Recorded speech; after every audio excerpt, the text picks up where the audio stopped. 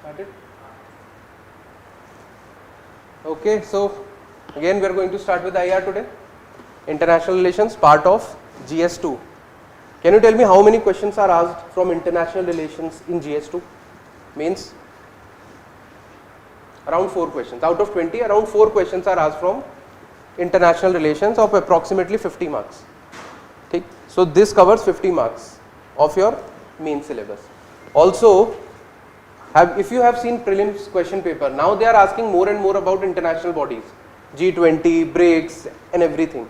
So yahan we will make a basic understanding of that also.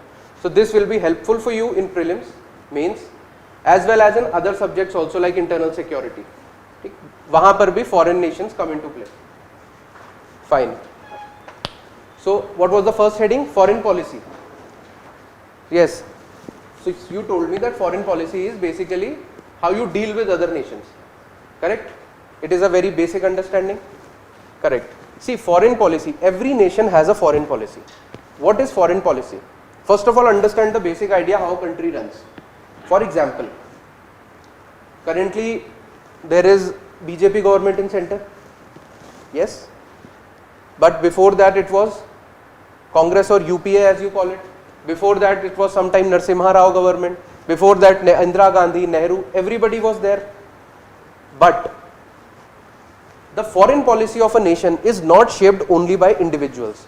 For example, if Modi ji comes to power, he cannot just shift the entire foreign policy in one go.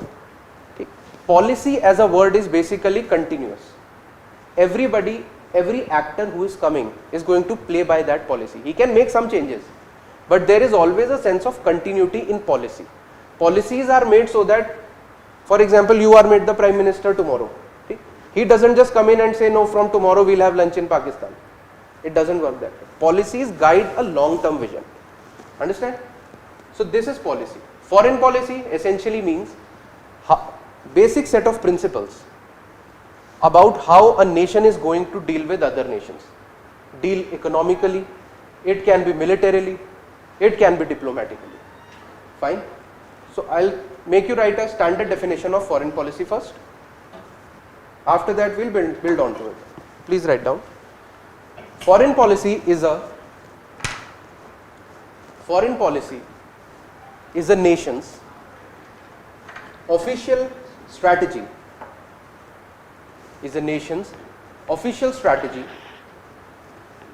For managing its relationships,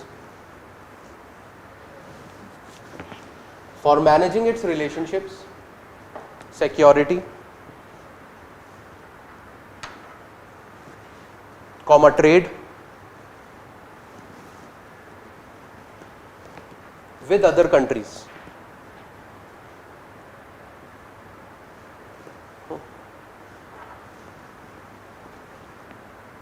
It is guided by national interest. It is guided by national interest and dictates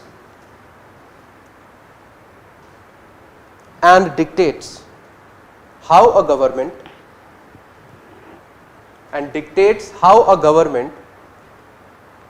deals with global conflicts, how a nation deals with global conflicts, alliances,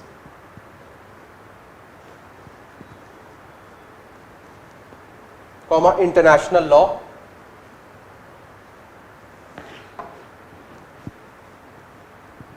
and global political issues.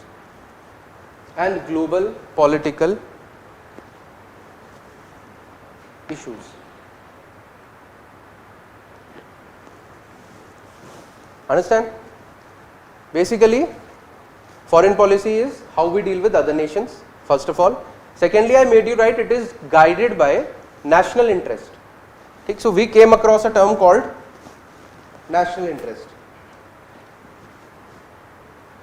A very important term as far as international relations is concerned.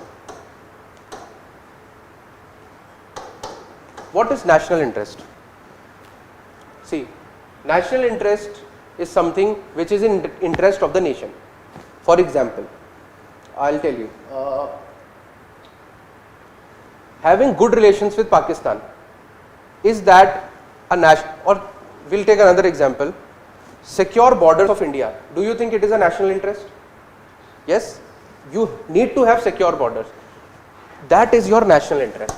And in order to achieve your national interest, you will do whatever you need to do. Maybe you don't like Pakistan, but you will still have good relations with Pakistan. It will help your border security. You know what is happening in Bangladesh? A lot of turmoil is there, right? Sheikh Hasina government was overthrown. Even in Nepal, there were Gen Z protests and the government has been taken over by very young leaders. So we need to have good relations with them. Why? Because it serves our national interest. What is our national interest? Security of the borders, first of all. Secondly, trade. So everything is driven by national interest, not religious interest. Understand why we are using national interest. For example, suppose that a Muslim-led party wins India's election and gets into the government. Do you think it will automatically start having good relations with all the Islamic nations? No, only if it is in our national interest. Correct?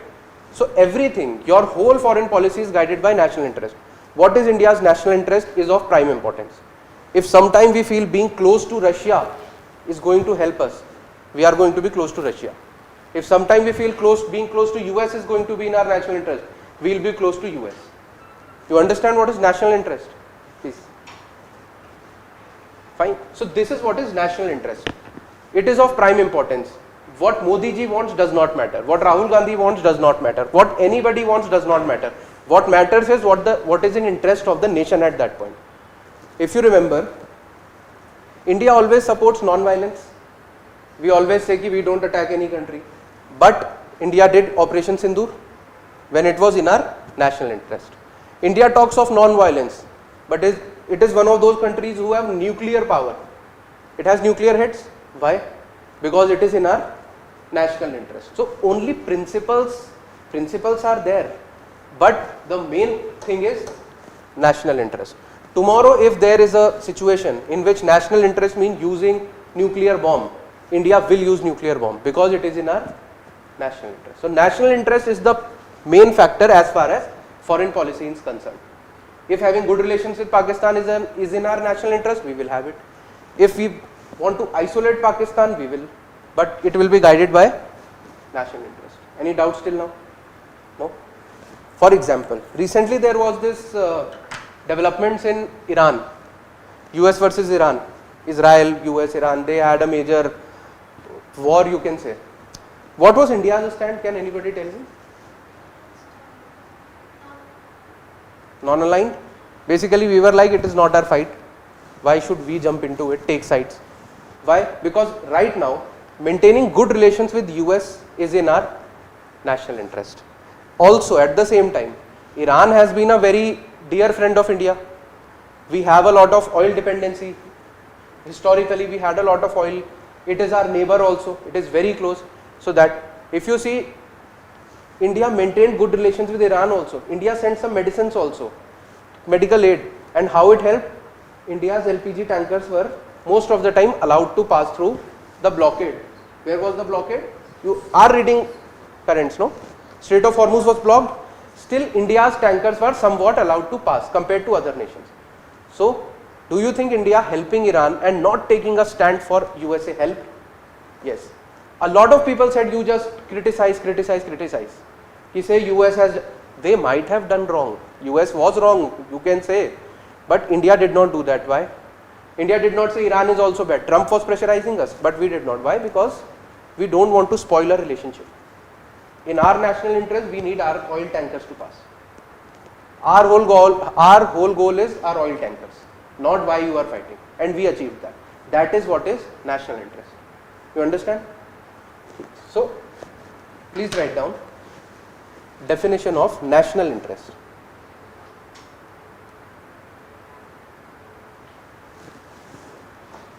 National interest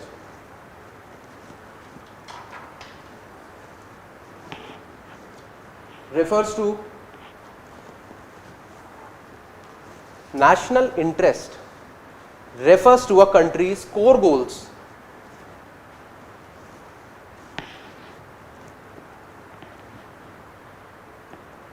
and priorities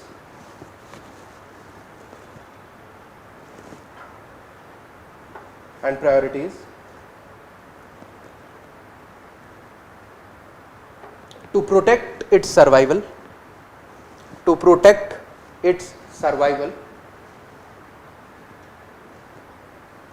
prosperity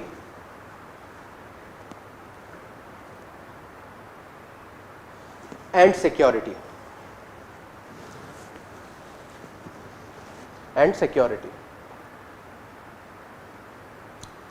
Tell me one thing, what do you think? National interest is static or is it dynamic? Dynamic? Okay. Please write down. It is dynamic in nature.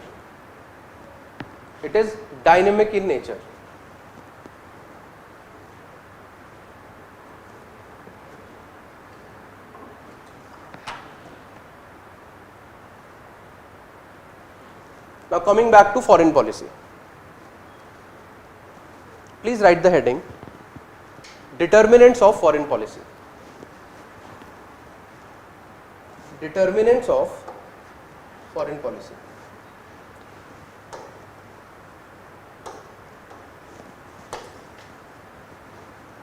So there are certain things which determine how a nation's foreign policy will look like. For example, one of the determinant is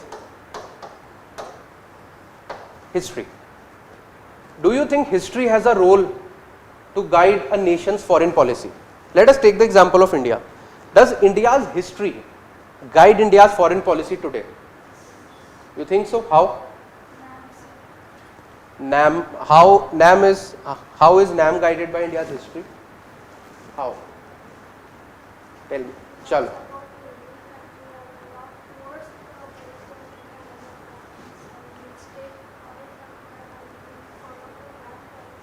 I understand, NAM is our foreign policy, but how history is shaping that?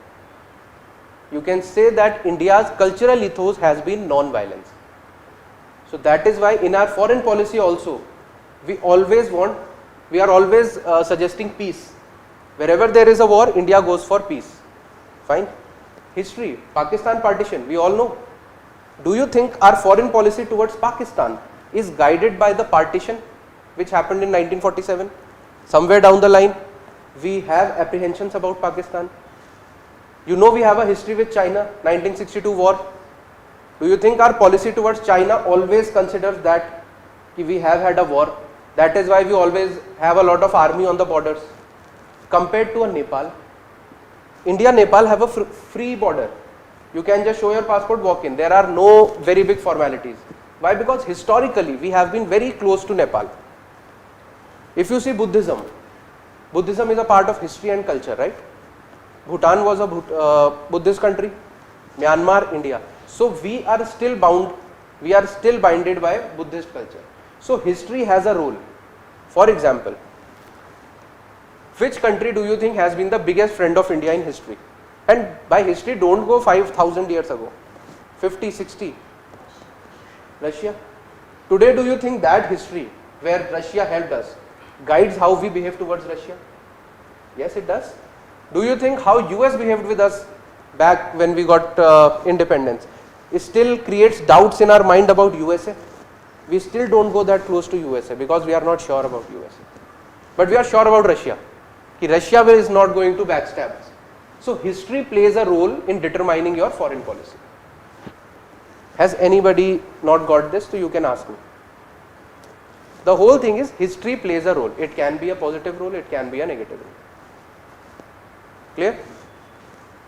What else can determine how your foreign policy looks like? Anything? History does. What else? Do you think geography has a role to play? Definitely, geography has a role to play. The nations with which you share a land border, you are going to have a very different policy towards them. Fine. They are going to be in your priority. We need to have good relations. For example, it is necessary for India to have good relations with all the nations with which it shares its boundary, like Myanmar, like China, like Afghanistan. If we don't have good relations, what is happening between India and Pakistan will start happening from all borders. But do you think there is a country in Europe called, take any country for example, Finland. Do you think Finland is a priority of India's foreign policy compared to Afghanistan? No. Why? Because geography. They are geographically so far away that we don't really care about it. Some nation in Africa, Congo. Congo is not our foreign policy priority when compared to a Sri Lanka, when compared to a Myanmar. So geography has a role to play. You understand this? If India was not China's neighbor, maybe China would not have been that big for us. But right now this big China is sitting right above us. That is why it's a problem. You understand? How geography is also a factor. What else? Economy, correct? Trade, economy, both. Economy. If there is a nation with which we import a lot and export a lot, we will definitely have a priority in foreign policy towards that. Compared to a country in Africa with which we have no trade. We don't even know Argentina except for football. Okay? We don't know what's happening over there, we don't care. But when compared to a China, we import a lot of things from China. Understand? So it will also guide our foreign policy ki nahi, China has to be a priority. What else? Military. We have a huge military relationship with Russia. With Russia, historically we have imported a lot of weapons. Even if you see France now, it is emerging as a very important defense partner. Rafale, we have imported them. Initially we used to import from Russia. So again, military has also been a determinant. What else? Culture. For example, I told you Buddhism. Between India and Japan, there is always a link of culture. What is one other factor? Something which we are going to read in a lot of detail is diaspora. What is diaspora? Can anybody tell me what is diaspora? You know what is diaspora. You don't know what is diaspora. Correct. Indian people of Indian origin, they can be Indian citizens or not. You know the difference between citizens and non-citizens by now, right? You must have read in polity. So basically Indian origin people who are living in other countries. For example, a lot of Indians live in USA, a lot of Indians live in Saudi, a lot of Indians live in Canada. So because a lot of Indians are living there, we will always have them as a priority in our Indian policy. Compared to a Cuba, no Indian is living there. We have no trade relations, we have no geography, we have no history. We really don't care about Cuba as of now. But for example, a lot of Indians migrate there, we will. Understand? So have you written the heading? Determinants of foreign policy.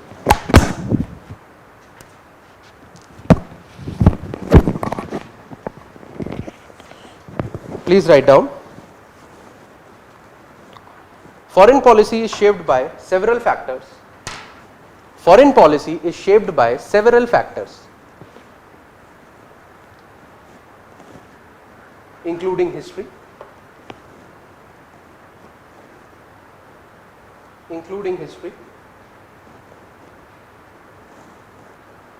culture, geography,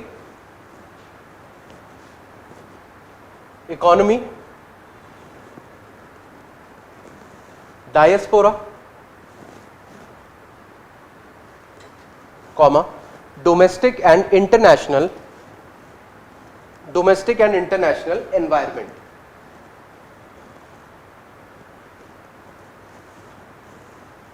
Domestic and international environment. So whatever we are reading or writing today, we have this in this PPT. I am going to share this PPT with you. Okay? So you are going to have all the content, don't worry about the content. Try to focus on understanding more. Fine. But I am still going to make you write something so that when we write some things, it get fixated in the mind. Otherwise also you are going to get everything. So these are some factors. Now write down principles, heading है principles guiding India's foreign policy.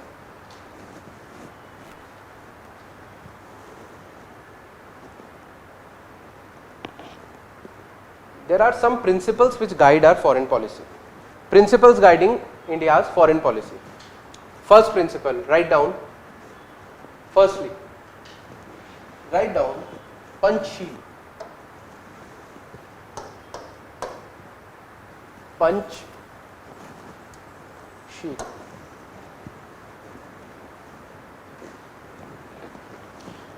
Panchsheel. Panch basically means 5. ठीक है. Actually what happened when India got its independence when did India get its independence? 1947. When did China get its independence? Around the same time, 1949 maybe. So India and China got their independence around the same time, you can say. So from there, both were neighbors, both were aspiring powers. So basically when both leaders met in 1954, they signed something called Panchsheel Principles. What was Panchsheel Principles? Essentially there were 5 elements. Please write down Panchsheel. Under Panchsheel write 5 elements as subpoints. Mutual respect,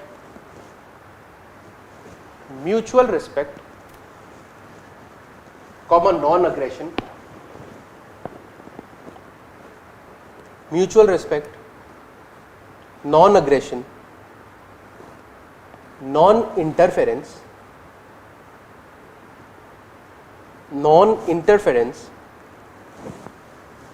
equality,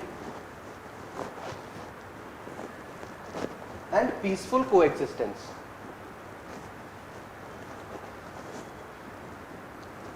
These 5 were the principles of Panchsheel signed between India and China in 1954. Both were, newly independent nations. Both wanted to grow, but they were also afraid that the other person should not attack us. So what they did, they signed a Panchsheel agreement, Panchsheel Principles. It includes mutual respect, non-aggression, non-interference, equality, and peaceful coexistence. But you know what happened in 1962? These Panchsheel Principles were broken by China when it attacked India. Okay? This was signed by Mr. Nehru, and he was very confident that we have a friend in China. We not really need to be afraid of China. We should help China and grow together. But in this particular part, maybe he did not actually understand what China was thinking. And in 1962, China attacked in India.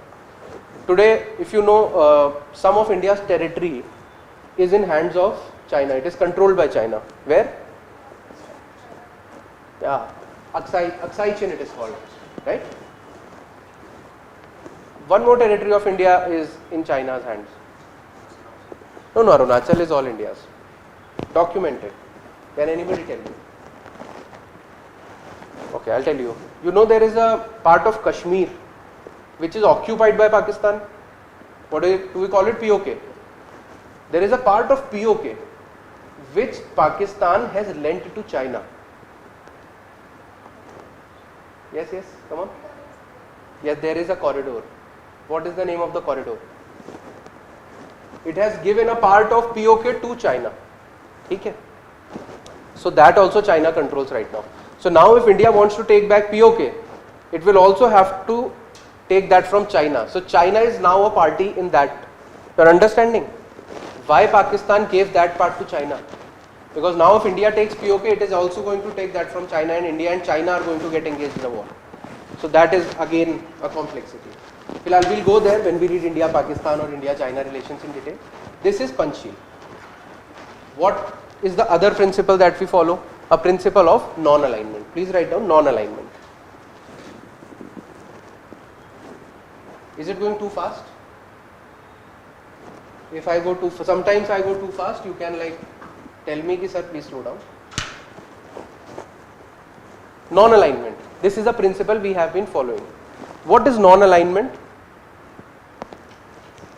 We are going to write a lot on non-alignment today. So basically non-alignment. See, non-alignment basically when India got its independence. You know there was a war going on in the world when India got its independence. Something that we call the Cold War.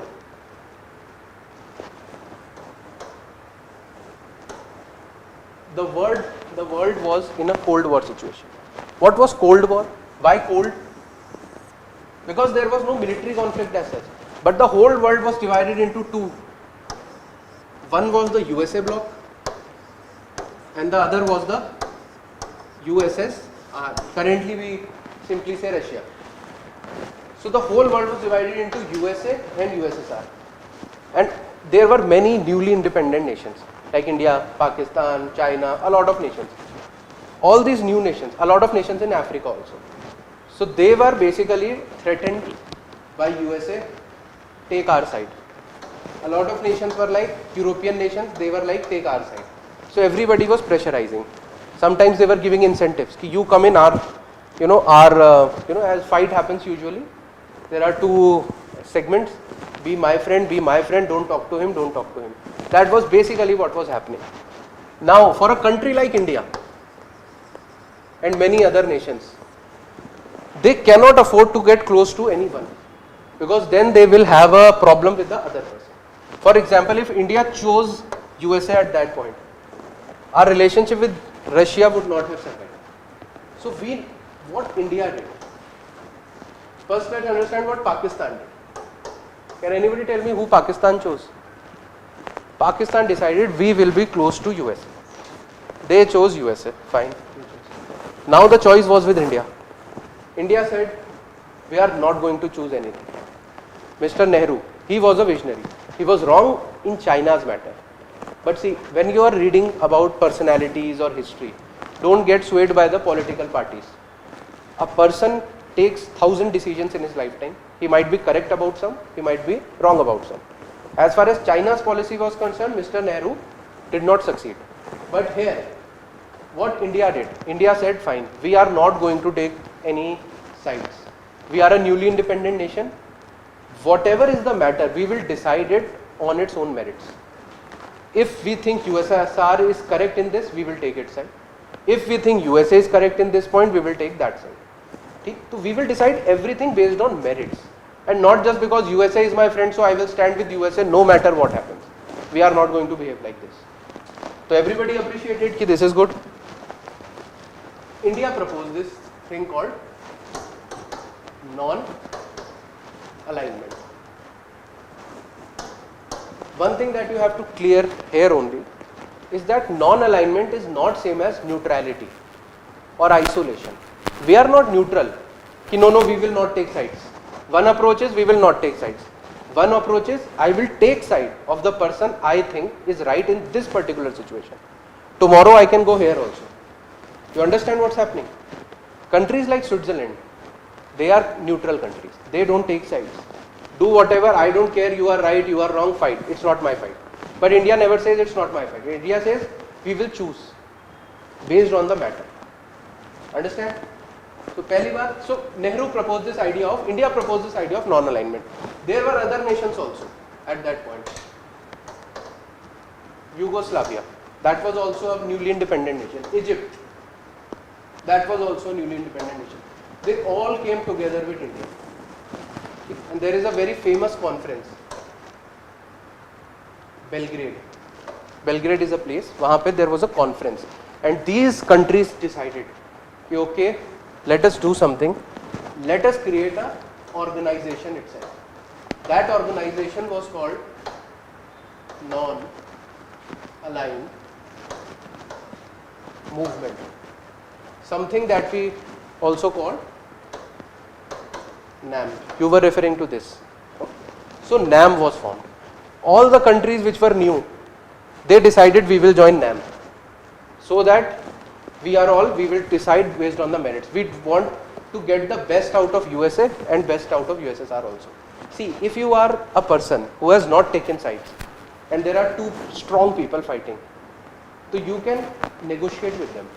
I will take your side but give me this.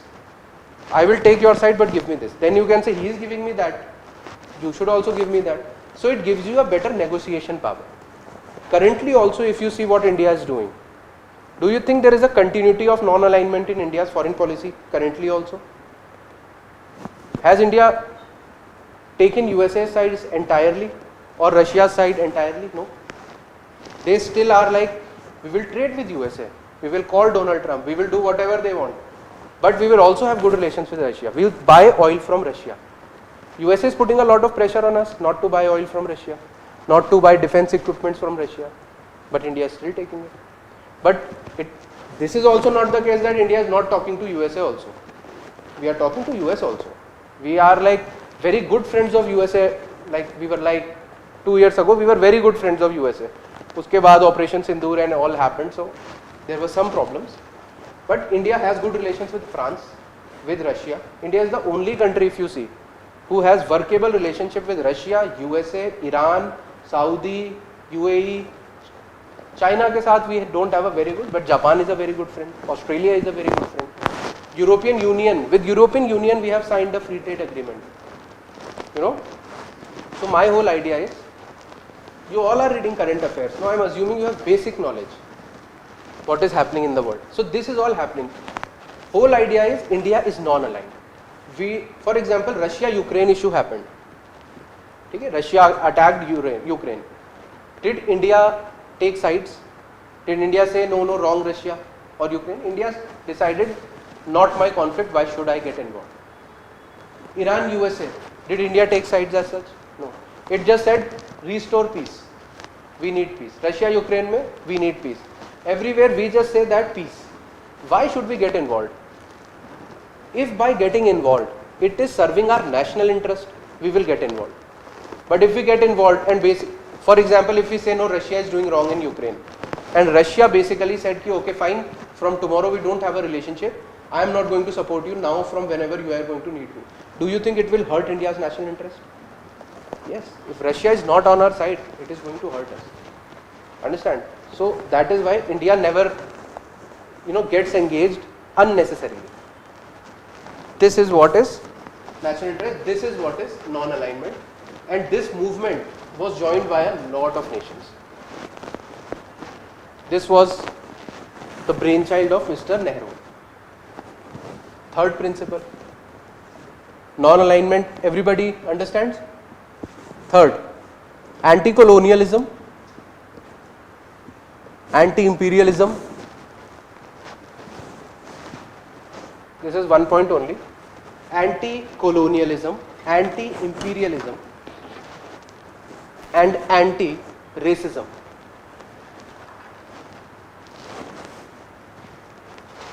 Anti-colonialism, anti-imperialism, and anti-racism.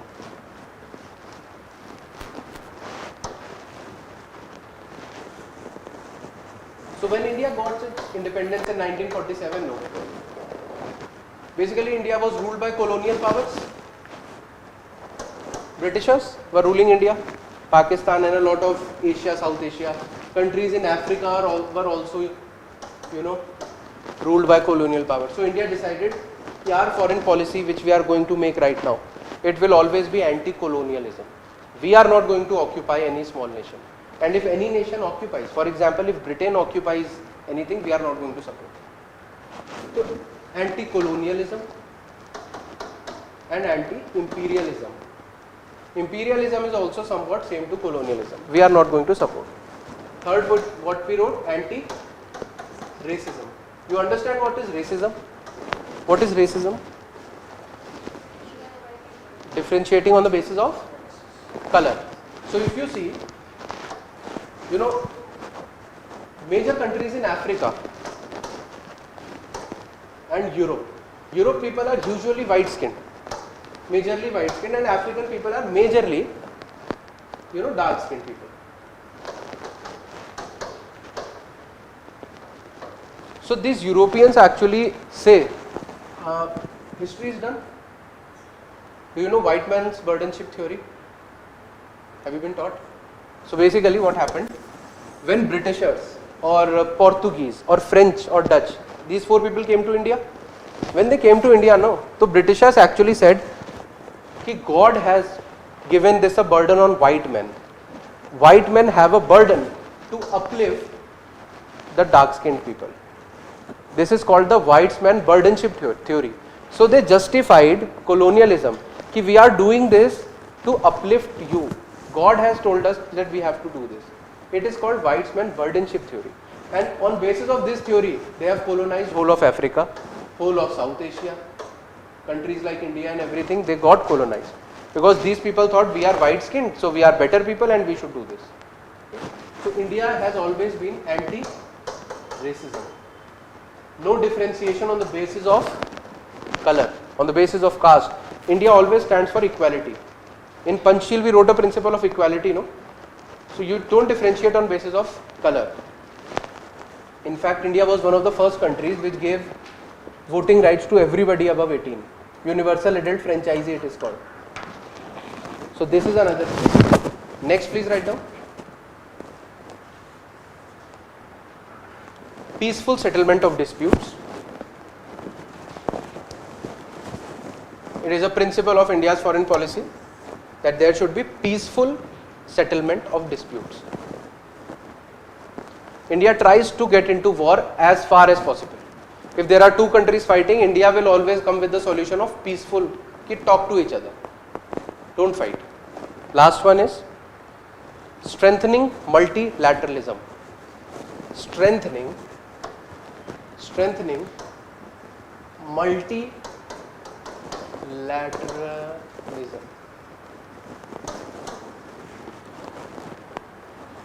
See, today we are just going to have a basic idea of whatever is happening. Uske baad after this we'll go country wise. Fine. What is multilateralism? You know unilateral. There is a term called unilateral. Then there is a term called multilateral. Then there is a term called bilateral. I think you must have come across this bilateral. Bilateral relations. Bilateral is between two countries. Multilateral is between multiple countries. So multilateral is strengthening multilateralism. For example, there are many organizations in which there are multiple nations. For example, UN. Anything else? European Union, but India is not a part. Global organization in which all countries can join. I'll tell you. Have you heard about International Solar Alliance? India is heading it. UN is there. WHO? You know what is WHO? World Health Organization. So these are all multilateral institutions. G20B, you can say. Multiple countries, G20. So India is always supporting multilateral institutions. We should have institutions in which all countries are represented. If they have any disputes, they come there, they talk it out and sort it out and leave. So India always wants peaceful settlement, and for peaceful settlements these kind of organizations are very necessary where you can talk it out. The best example of this is there was a very huge dispute of Kashmir between India and Pakistan. You know, back in 1947 there were two schools of thoughts at that point of time. One was Mr. Sardar Patel. Sardar Patel was of the idea that we should use our hard power, our military, and take the POK. Pakistan, whatever they have captured, we will go in and take it. But there was another school of thought of Mr. Nehru, which we call idealism. He said, no, if there is a problem, we should take it to UN and we will have a peaceful resolution. He always stood for peace. He did not want to get engaged with China also. He wanted to know Kashmir mein also we can go to, in Kashmir we can go to UN also. But it did not get resolved in UN. Currently also the Kashmir issue is ongoing. We'll talk about the Kashmir issue when we are discussing India-Pakistan. Fine. But this is what is a principle is strengthening of multilateralism. India basically says we should have more multilateral institutions. Any doubts still here? If you have any doubts, you can ask.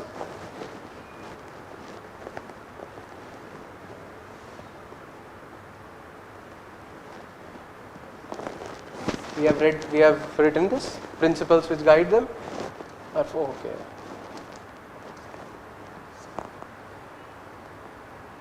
This is the picture of that rock when Panchsheel principles were signed between India and China. Okay. So these were the Panchsheel principles. These were written over here in 1954. Not that important, not going to be asked directly. You just have to quote in your mains answers. Have you been doing answer writing? So after every class I am going to give you one question of IR based on whatever we have read, and I expect you will write it the next day, and I myself am going to correct it. So you will have live feedback. Fine. So the whole idea is write. No matter how bad you write, just write. You will get some feedback. Now the important part, questions are also asked from here. Please write down evolution of India's foreign policy. Evolution of India's foreign policy.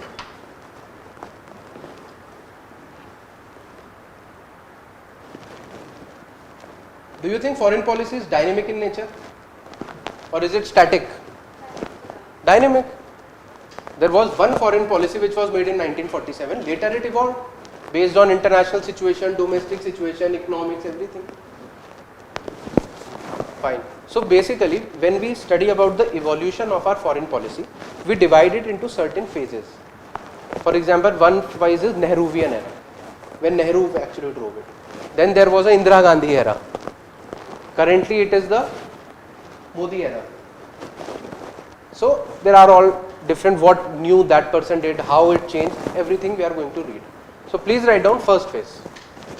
Phase 1, the Nehruvian era. 1947 to 1964.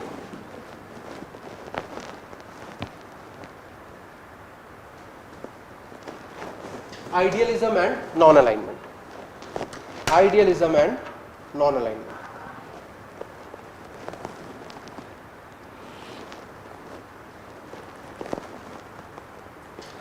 What do you understand by idealism? One thing. You must have heard these terms, no? Socialism, communism, liberalism, idealism. What is ism? Why ism is there in every word? Ideology. If it is an ideology, it will always have ism. Ism means ideology. Fine. So liberal people have liberalism, socialism, that. Here we are talking about idealism. What is idealism? What do you understand? Basic idea. Come on, try. Personal perspective. Not. Anything else? Role model. That ideal. No. Anything else? Try. What is idealism? So what is ideal situation? What do you understand by ideal situation? Perfect. Something called perfect. This ideal situation. Perfect situation. So basically idealism meant Nehruji actually thought that every person is ideal in nature. If we want, everybody is good. If you do good, you receive good. It is a very ideal picturization of the world. But the world does not function like that. People are imperfect. People have wants. Everybody wants more. If I have entire land of China, I still want Arunachal Pradesh. If I still have Pakistan, I want Kashmir. So people, because Nehruji did not want it, he thought everybody is like that. Why people want to kill and die for a piece of land? But people want to kill and die for a piece of land. Humans are, so the thing is, that is idealism. If you do good, good will happen to me. What we say today, it's very naive. It does not work like that.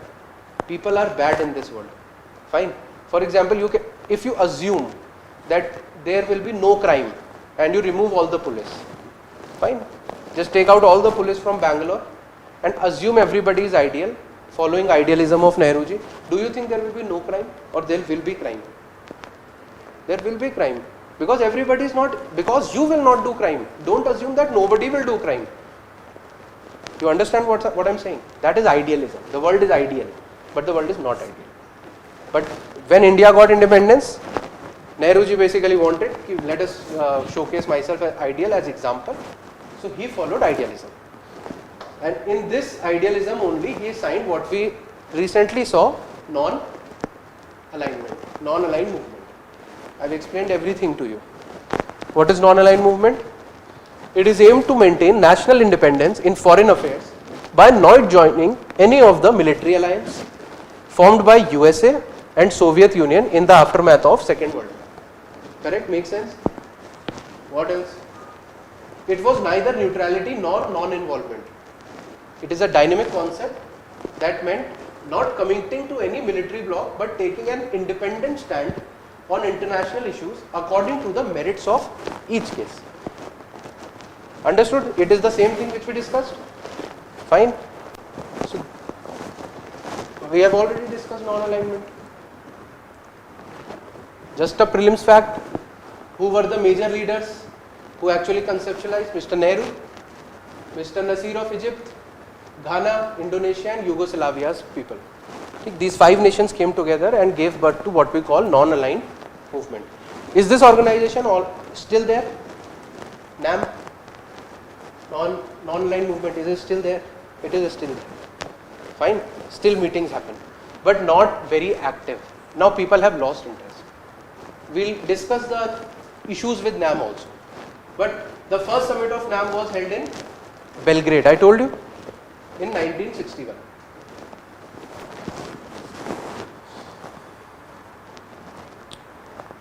Basically, the basic idea again was, it reflected an ideology that a sovereign state. What is sovereign?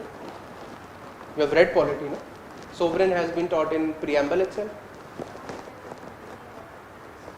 Yes, not dependent on any other country. Is India a sovereign nation? Why? Because the preamble says so.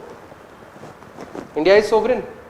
Sovereign basically means any country which takes decisions uninfluenced by any foreign powers. Tell me one thing. Does India take its decision uninfluenced by other powers, or is there an influence? Is there an influence? Is Trump influencing India's decision to get into a free trade agreement with USA? Can any country pressurize you? Hota hai. So there is a saying that no nation is sovereign in practice. Everybody is sovereign on paper. In the end, your decisions are affected by what is happening around. Yes, so that is one thing. Filhal, let's not get there. A sovereign nation, basically a nation which is independent, not under colonial power, no matter how big or small, can pursue an independent foreign policy based on its own assessment, and this is what was the crux of non-aligned movement. Any doubts still here? Any problems? Anything? No?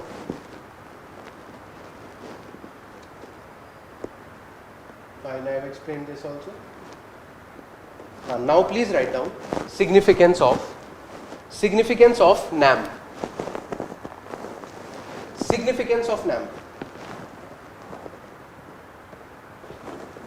So what we are currently doing is we are also reading the evolution of our foreign policy, and under that only, if NAM and everything is coming, we are discussing that part also over there.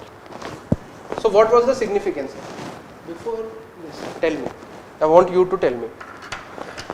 How was NAM, non-alignment, useful for India? How it helped India? You understand what it is? That we will not take sides, we will be neutral. What is its significance? How was it helpful to India, for a newly independent nation like India? Sorry, please repeat. Yes, we can develop friendly relationships. We can have lesser enemies. Yes. Economical support from other countries, correct. We can have better negotiation with USSR or USA. What else?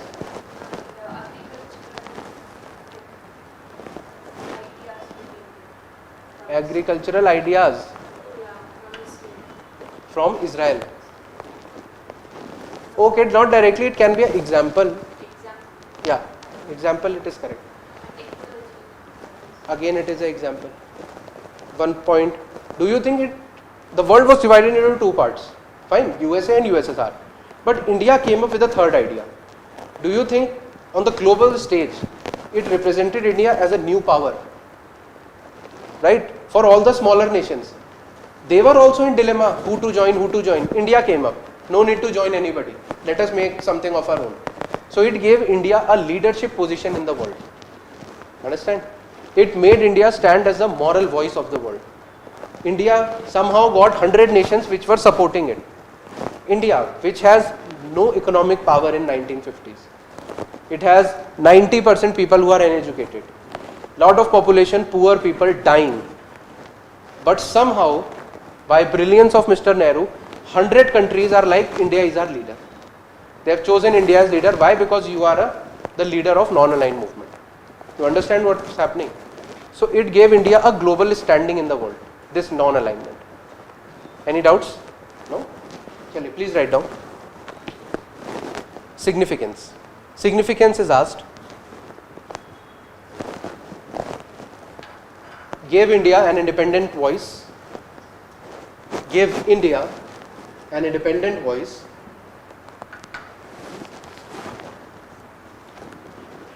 Second point.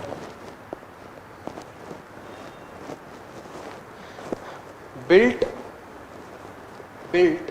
moral capital.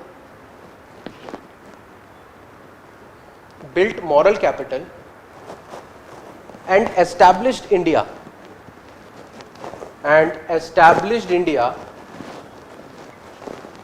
as the leader of global South. Established India as the leader of global South.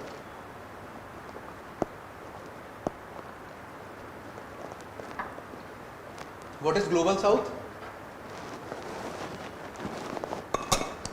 You have heard this term, global South.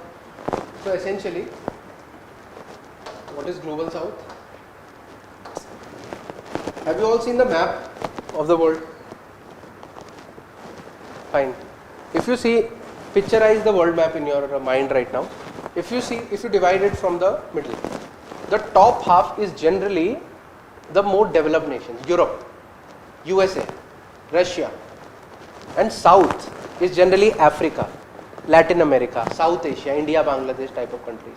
So all these underdeveloped nations, poor nations, they are collectively called global South, and global North is the premium, elite class people, European people.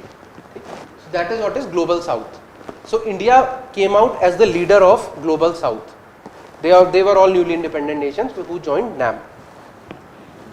Currently also, did anything happen in the last 4-5 years which established India's leadership in global South? Solar Alliance, yes, but something major happened. It is 4 years ago. I am assuming you had not started your preparation back then, so you might be unaware. But you know G20? A 21st member was added.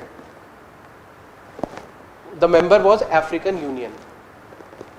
And who basically did that? When G20 was held in India. So under India's leadership, we proposed that whole Africa should also be added in G20. G20 is a group, we will read about it. So Africa also got representation on behest of India. So again it established India as the leader of global South.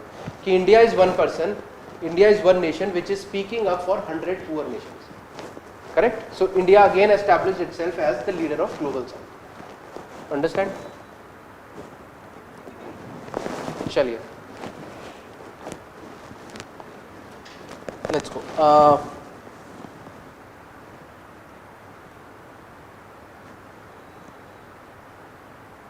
Fine. These are the major points. Other points are also there which I have given over here. It is basically the repetition of whatever we have discussed only. But if NAM was so good, fine, then why did I tell you that now NAM is not very relevant? It exists, but now it is not relevant. Why? Some issues have crept in. What might be the issues? NAM, you understand NAM, na? The third front, which India was leading. Fine. When was it happening? When there was Cold War. Cold War means the world was divided into USA and USSR. You know USSR actually disintegrated. USSR is finished now. USSR got divided into a lot of smaller nations, one of which is Russia. So now there is no more Cold War. So when two people are not fighting, what is the significance of the third person? You are understanding what I am saying? Now the whole world is under USA. Basically US is dominating. Russia is there, but it is not as strong. So when USA is the only power, India is coming, NAM is coming and saying we will not take sides. There is nobody to take sides from now. There is only one power. You have to either support that or not support that. There is no other option. So now NAM is not very relevant. Didn't get it? Okay. So the whole idea of NAM was in the situation of a Cold War. Now there is no Cold War. So why do we now people are not looking towards that? Secondly, why NAM failed? I'll tell you. We discussed Pakistan supported one bloc. Which bloc did Pakistan support? USA, correct.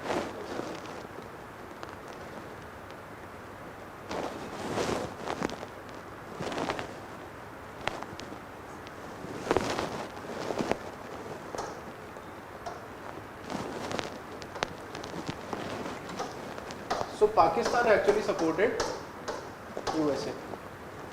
India did not support US or USSR.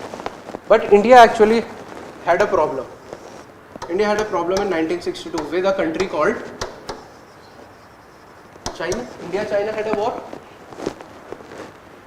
Now, nobody came to support us. Neither USA came to support us, nor USSR came to support us. We were on our own. And we were not very strong, so we lost. Whereas Pakistan always had the support of USA. That is why no country attacked Pakistan. China attacked India because they knew they have no partners. If India had one partner, could have been USA, could have been USSR. Do you think China would have attacked India? Yes or no? No. Because they know we have a strong partner. But we didn't. So then when this happened, so there was an apprehension in NAM. Ki okay, we are independent, but we are not secure. USSR or USA provides security. So that is why when you see in 1971, India basically signed a treaty of friendship with USSR.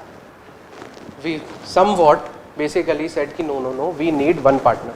Otherwise we are not secure. And right after this, there was a war in 1971. Which was the war? Bangladesh Liberation War. So this time we were aware. Miss Indira Gandhi was here, no? Mrs. or Miss? Mrs. Yeah. So Indira Gandhi was there.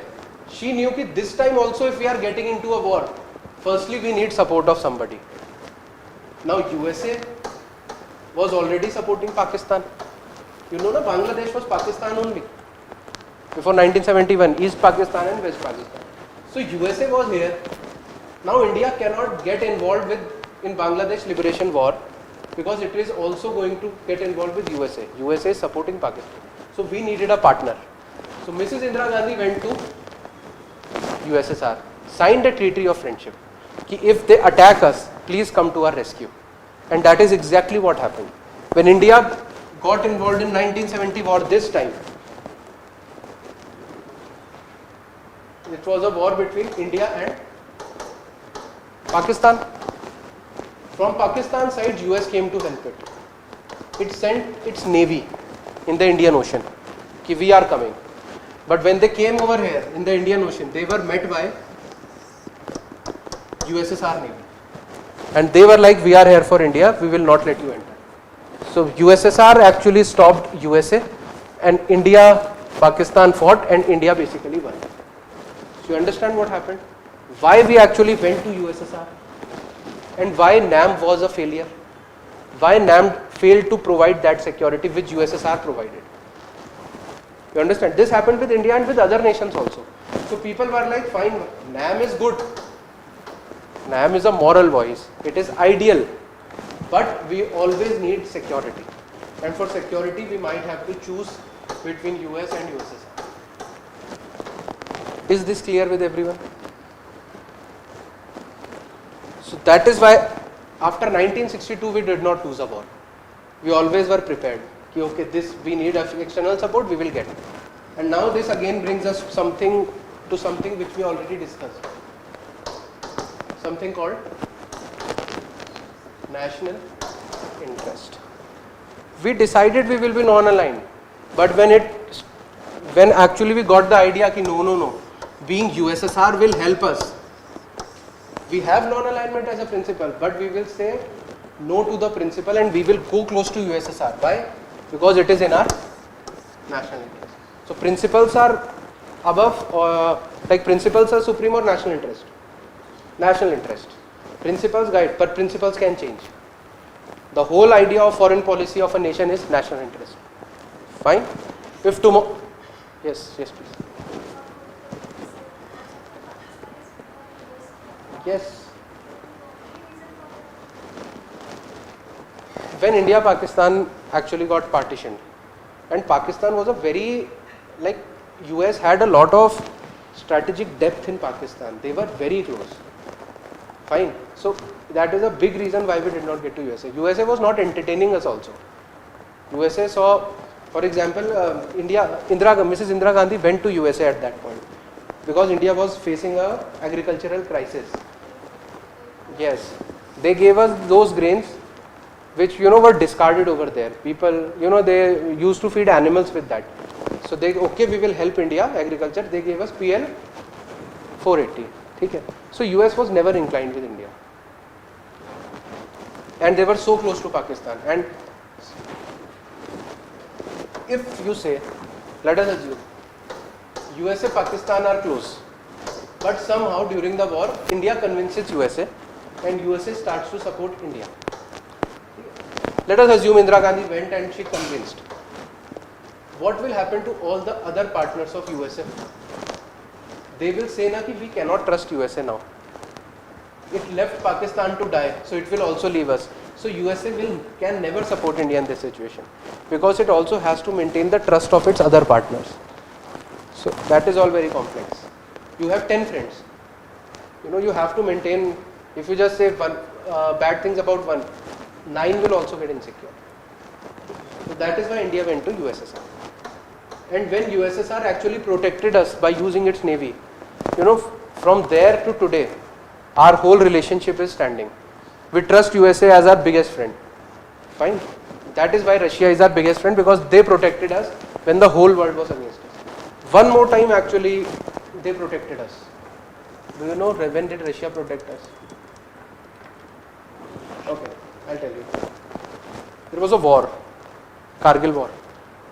1971 war was there, Kargil war was there. So for one war, what happened was, in UN there was a proposal which was presented. The proposal said that, what was the proposal saying? Ki India has actually violated the international law and it has attacked Pakistan. So we should all UN countries, 190 countries, should put sanctions on India and take actions on India. Fine. Everybody was supporting. But there was one friend of ours, Russia. And Russia had something called the, I will explain veto power, UN everything. Veto power. Veto power basically means if this person says no, then no. And when everybody was convinced, yes, let us sanction India, let us do this with India, Russia used its veto power and said no. Nothing of this sort is going to happen. So again it protected us. That is why we say that Russia has been a trusted friend since ages. Right? Any doubts still here? No. Abhi we are in very basics of IR. What did you write last? Significance of NAM. Correct. Please write down issues. Issues. Write the heading issues with NAM.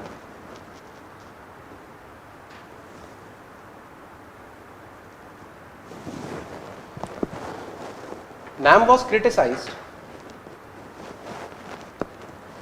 NAM was criticized as a moral posture,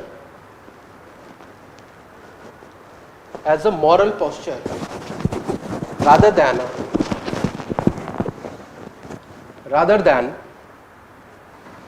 a functioning strategic doctrine. strategic doctrine. It offered no security guarantee. It offered no security guarantee or collective response. It offered no security guarantee or collective response when India needed one. When India needed one in 1962.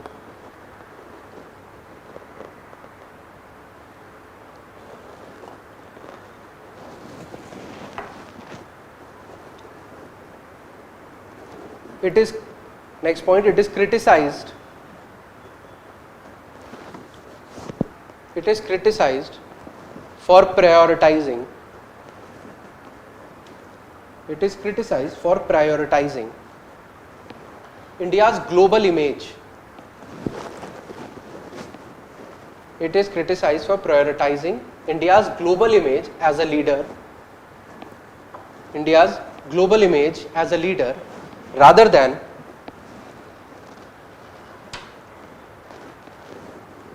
hard regional security needs.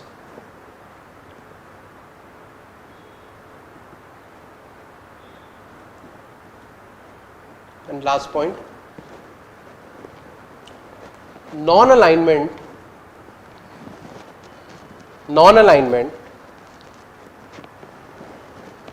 was sometimes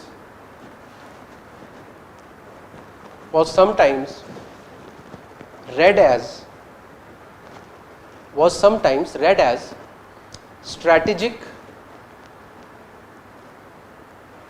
ambiguity.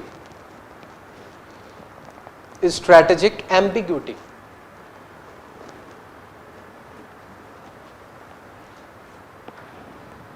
Which reduced India's leverage. Which reduced India's leverage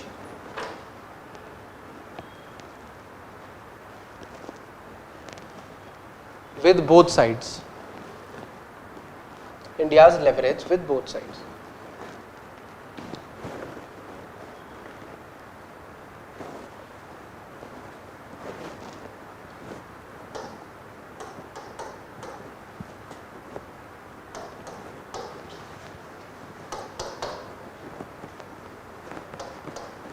We discussed this term strategic ambiguity.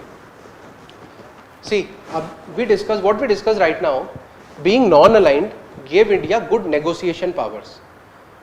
Maximizing from USA also and USSR also. I will go to him, you give me this, otherwise I will go to him. This is one approach. But what it does, it creates strategic ambiguity. For example, there is an issue and you are not taking any side. You are saying I will not take this side. You are still negotiating. You are always negotiating. So people start to take you non-seriously. It does not matter what India says. India is always like this only. They will just try to maximize their own pockets. They are not going to take stand for what is right. For example, many people said that in what happened between US-Iran, India should have taken side of Iran. India should have said ki this you are doing, why are you doing this? It should have criticized USA. But India did not do it. So people are like, there is no point of, expecting anything from India. In Russia-Ukraine, they did not criticize Russia. In US-Iran, they did not criticize US. In Israel-Palestine, they still don't criticize Israel or Palestine. So India is never doing anything. So that is what you call strategic ambiguity. Fine. There is this approach. There is a very famous saying in IR. Ki it is better to have one trusted friend than 100 untrusted friends. I'll explain. For example, do you know one country called Israel? You know who is the best friend of Israel? India. US is the best friend. India is a good friend, but I'm just talking about best friends. Basically, Israel was created by USA itself. So USA and actually the fight between Iran Iran's fight was with Israel. USA came in. So it is a better friend than India. India did not intervene. Okay. So Israel has a best friend called USA. Israel knows, no matter what happens, I fight with anybody, there will always be USA which will come to save me. Fine. Compare that to India. India is strategically ambiguous. We will have this also, US also, Russia also, everything we are trying to maintain. When Operation Sindoor happened, how many countries actually came out fully in support of India? How many? Not really, you don't remember, right? Because there was no country which was fully in support. We are coming with our fighter planes and we are going to support you. Because India does not have one trusted friend. No matter what happens, I am going to do everything for you and you are going to do everything for me. You might say that Russia is a trusted friend. But when Russia-Ukraine happened, did India support Russia? No, because we wanted to be very strategic about it. Let us not. We don't take sides. So when Operation Sindoor happened, Russia also, they did not criticize us, but they also did not support us fully. So that is the whole idea. Whereas compared that to Pakistan, US fully came in support of Pakistan during Operation Sindoor.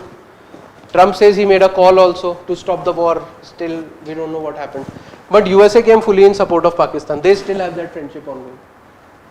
So sometimes it is better. For example, assume you being that person. Okay, you have 10 good friends. And one person has a very dear friend. He can call you at 2 a.m. and will that best friend come or 10 good friends will come? One good friend will come, and sometimes that is all you need. One person to support you. You have a problem, hospitalization, or you have fought anywhere, or you are injured or anything. You sometimes need one friend. He will be there for you, you will be there for him. But India does not have any such friend. India's foreign policy is always trying to balance. We are trying not to hurt anybody. India also does not have a clear enemy except for Pakistan, if you say, or a China. Okay, we always try to maintain. But US is like, we have a problem with Russia, we'll fight with Russia, but we'll support Israel no matter what. Even if Israel is wrong, I am going to support. So that are two approaches. I'm not saying which is right or wrong. I'm just telling you issues with non-alignment approach. Fine. If you align yourself with Russia, you will not be non-aligned anymore. So India wants to be non-aligned, and that is why it is not having one trusted friend. Koi confusion, any confusion?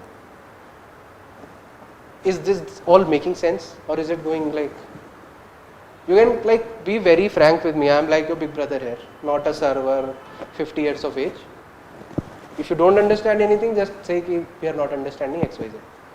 Okay? So this is one issue with non-alignment. Strategic ambiguity. So this is ambiguity. This is why we wrote that down. It is a keyword which you have to write in your answers. You can write confusion, no. You have to write strategic ambiguity. That is the vocabulary of the subject. In polity also you have certain vocabulary. In IR you have certain vocabulary. Strategic ambiguity. One more term we discussed was, I made you write, was no collective response, no? What is collective response or collective security? See, have you heard about a organization called NATO? Who has no idea about NATO? No? Little bit, no? I'll explain what NATO is.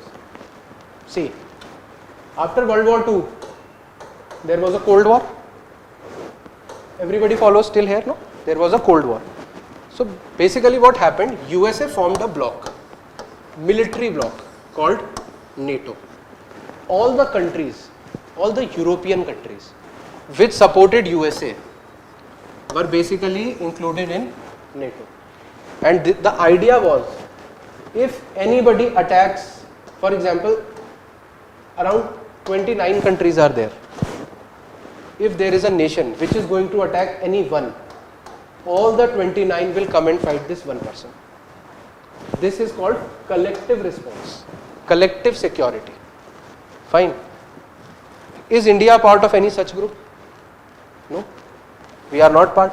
And USA will come. USA was a very strong power. So these are USA, right? Members of USA, members of NATO are USA plus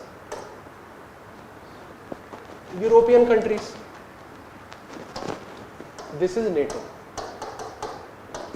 So USA said, World War II happened in Europe. You remember World War II, Germany versus who were the other powers? Right. France, UK, US, they were on one team. So basically Europeans were very concerned about their security, and US said, fine, let us make a group. If anybody attack on one of us will be considered attack on all of us, and we will collectively fight. Okay? So what it did, no nation had the guts to attack Europe anymore. But it also created a problem. I am just going out of our point to explain one thing from IR only here. Basically European countries stopped investing heavily in army. Because 30 nations are there to protect you. I have this much money, I will not invest in security, I am secure. I will invest in technology, infra. So European nations are very developed. They have great roads and everything is very good. Healthcare, education is very good in Europe. But only one problem is there. Those nations do not have a very strong army and they are dependent on USA for their army, for their protection. And now this Mr. Trump is using this. Ki you are dependent on us, so do this as we are saying, otherwise we will pull out of NATO and you will be insecure. So now he is using this. Got the basic idea? We will read NATO when we will read it. This is the basic idea. What is the basic idea here?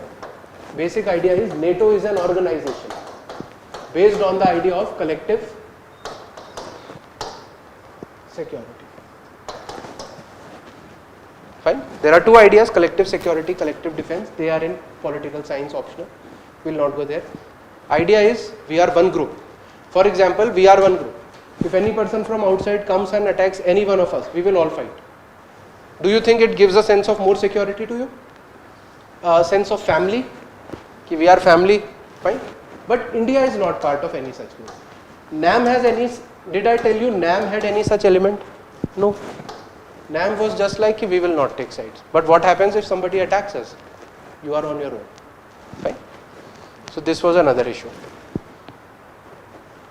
Do you guys take break between class? We will also take a break. But first write down phase 2. Phase 1 was Nehruvian era.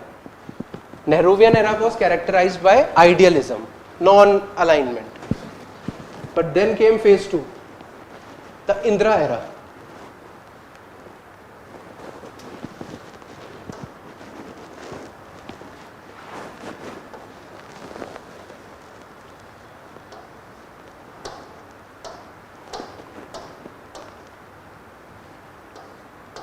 Phase 2 Indira era.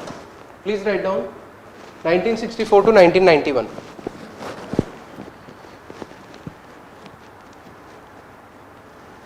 Realism and regional primacy. Realism. Realism. Can you help me? Okay. Fine. So we discussed what is idealism. Right? What was idealism? The world is ideal. You do good, it will be, good will happen to you.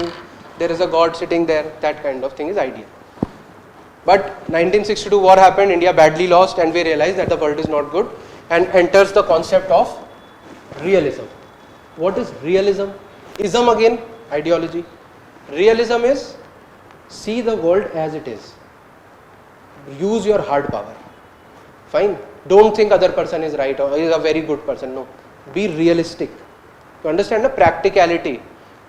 No. Always be ready if a person attacks you. Have an army. Don't be like nobody. Have a police to protect crime. Always carry a, what do you carry? Girls usually carry, no, pepper spray. Don't assume that nobody is going to attack you. Fine. So that is realism. The world works on realism. If I have more power than you, I will exploit you. If you have more power over me, you will exploit me. So be the person with more power. Don't assume the other person to be good at heart and do charity for you. Gain power. That was the era of Indira Gandhi. We had a setback in 1962. I have explained this to you. What happened? 1962, we badly lost the war. Then in 1971, I told you we had a treaty with USSR. Treaty of Peace, Friendship and Cooperation. Then 1971 Bangladesh war happened. India finally used its hard power.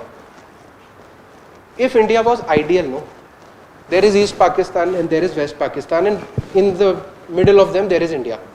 Do you think it is a good security situation? No, you always have a threat of being attacked from both sides. So India got realistic.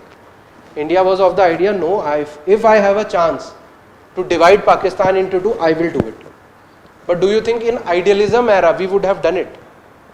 No, idealism is like, no, nothing happens. But realism, this is realism. Okay, it serves my national interest. It basically gives me more security. I will divide Pakistan into two. That is realism. And that is why 1971 war happened. Fine, who was the army commander at that point of time? In 1971 war, please, guys. I expect you to know this. A very famous person. If you have to know name of one person from Indian Army, it should be him. Nobody is from a defense background? Yes, Mr. Sam Manekshaw. You know it, but you still don't recall. Okay, he was leading this war. And then in 1974, we tested our nuclear weapons for the first time in something called Pokhran. Fine. India also decided if I have to survive, I need to be a strong power. I need to be a nuclear power. Realism again. Don't be idealism. No, it does not work in this world. Realism. And that is what India did. Any doubt still here? And this is from 1964 to 1991. Any doubt still here? What happened in 1991? That our phase 3 will start. But what happened in 1991? That we had to change our foreign policy. Do you remember 1991 for any big things? Financial crisis, LPG crisis in India happened. Anything else? Yes, you are correct, totally correct. But that is the whole art of UPSC, relate it. In India, we were undergoing a financial crisis. And when you are in a financial crisis or in a problem, who do you look forward to? To your friend. Help me. Who was our friend? USSR. And what was USSR undergoing in 1991? Collapse. USSR was disintegrating. Cold War ended in 1991. Two blocks were there, USA, USSR. In 1991, USSR lost. It got disintegrated. So now India is in a financial crisis, first of all. Our friend who supported us till now is also not there. So that is why it was a huge time when India was undergoing domestic problems and the world was undergoing a major change in international relations. Fine. So then came phase 3. Please write down. Phase 3.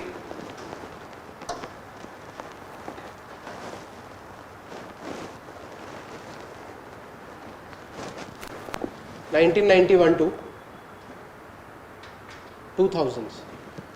Post-Cold War reorientation. Post-Cold War reorientation.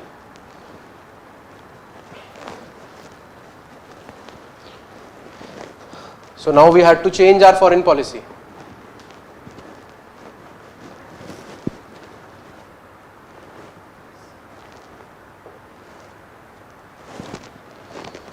So now what we did, there is no more USSR to look forward to.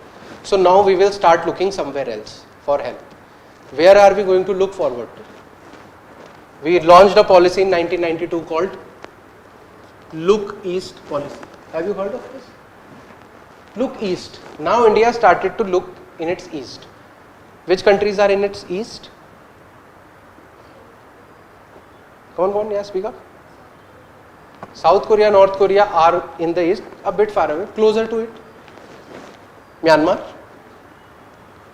Then then Indonesia, Australia, New Zealand, Indonesia, Philippines. A lot of countries were there. So India decided, let me focus here also. So that is why it launched the Look East policy.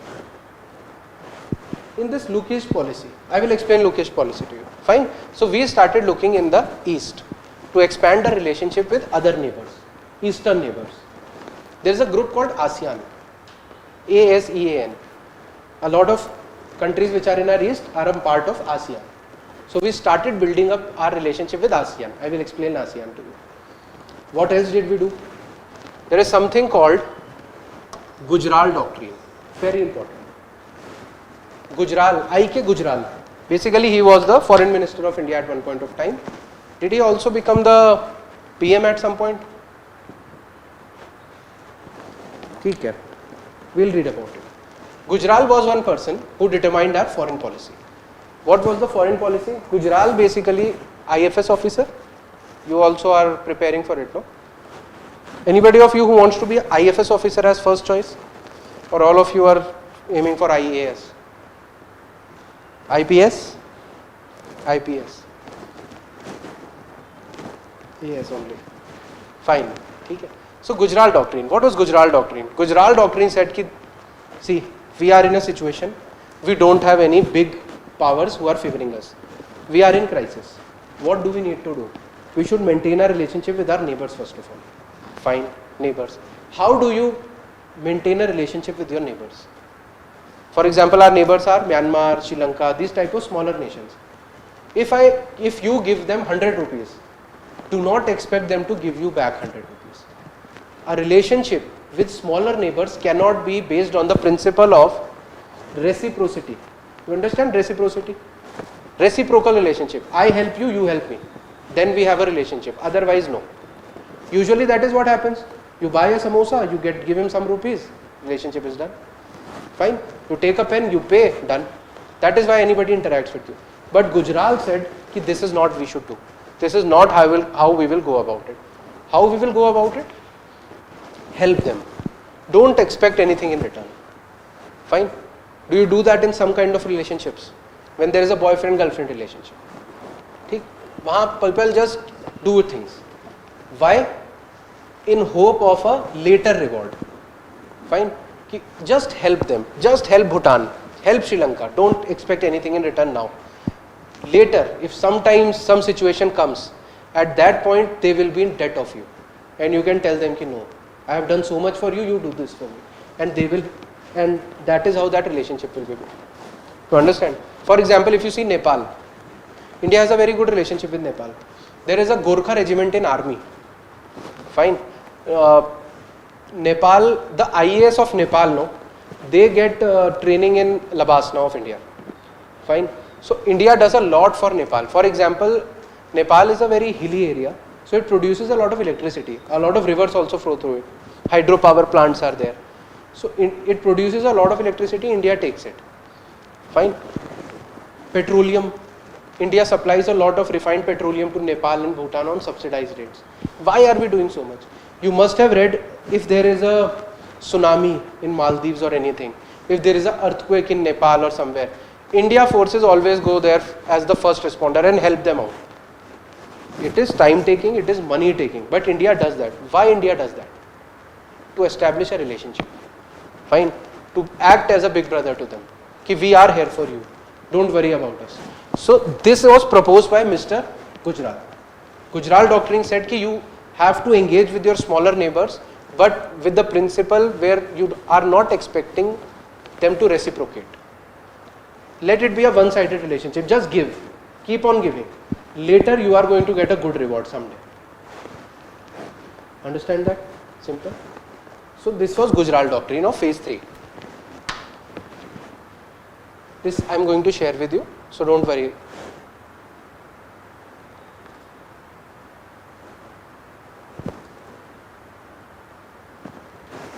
Look East policy I have explained. Basically we started looking towards our eastern neighbors. Who are the eastern neighbors? Something called ASEAN. ASEAN countries. How many countries are there in this group called ASEAN? No. ASEAN is not 6. How many countries? This is your homework. There are 10 countries in ASEAN. Please name them. Fine. Just go and look up which countries are a part of ASEAN. We are going to discuss ASEAN in detail after 2-3 lectures. Which countries are a part of ASEAN and see their positions on the map also.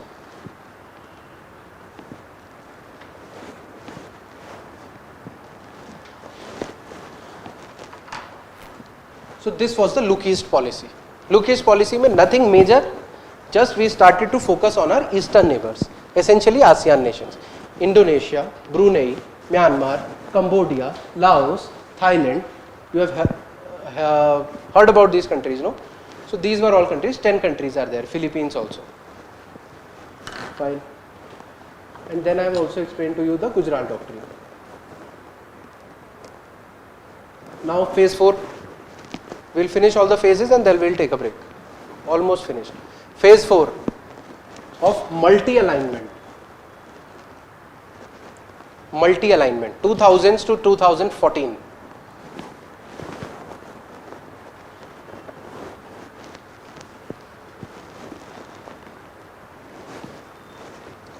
Now India's foreign policy actually went through a metamorphosis. A lot of changes were happening. What were the changes happening? First of all, you have to realize in 1991 a big thing happened. India opened up its economy. Fine, we were interacting more with US now, with ASEAN and everything. We were importing more, exporting more, everything was happening. In 2000s, India basically decided fine, non-alignment was one thing. We were non-aligned. But now let us try something called multi-alignment. What is multi-alignment? What was happening in non-alignment? There is one issue. We will judge it by its own merits and we will say, okay, we support you. Multi-alignment is there are 100 issues ongoing. On one issue we are with you, second issue we are with you, third you. No, but I will dictate what I am. For example, there was a big deal between India and USA, which is called the Civil Nuclear Agreement. You know, for running power plants and everything, nuclear power is used these days. Fine. Uranium, have you heard of uranium? It is used in nuclear bombs.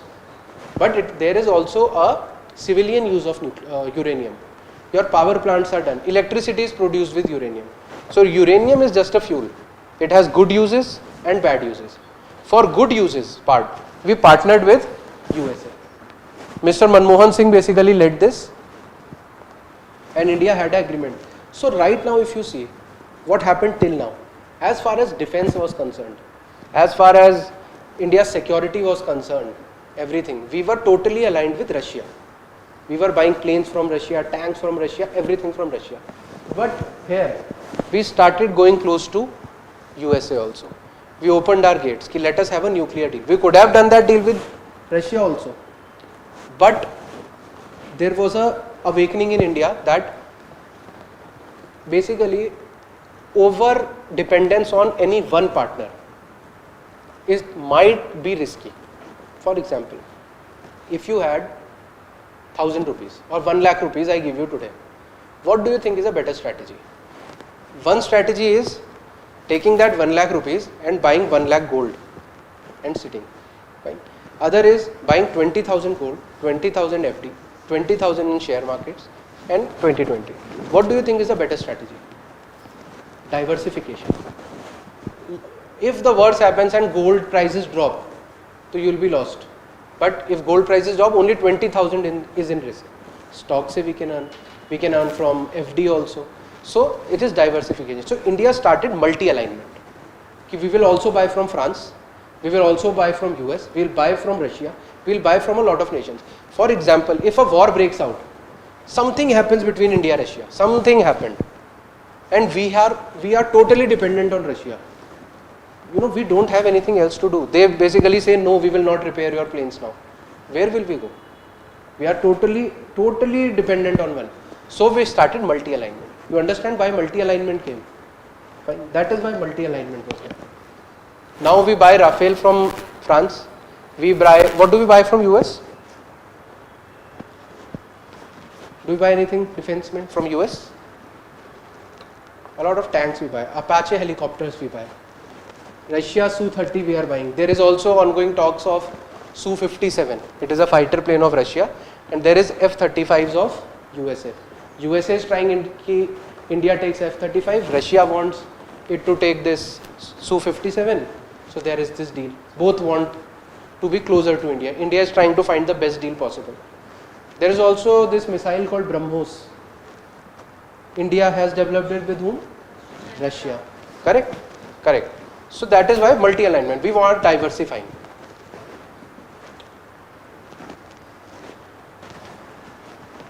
Also India joined another groups. One group was BRICS. You know BRICS? BRICS is, how many countries are there in BRICS? So now they have increased. Initially, yeah, BRICS, Brazil, Russia, India, China, South Africa. Okay.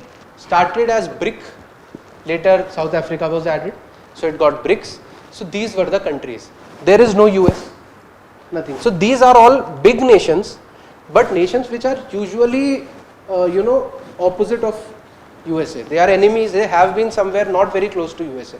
So they formed a group. Let us trade among themselves. Russia is a big country, India is a big country, China is a big country, Brazil is a very big country. We don't need USA. Why are we trading in dollars? We can use our own currencies. But USA is not allowing that, that's a different thing. But we can talk our issues on a BRICS platform. We don't need G20, G30, G7. We are 5 big nations, we will talk in BRICS. What is BRICS? We are going to read in detail.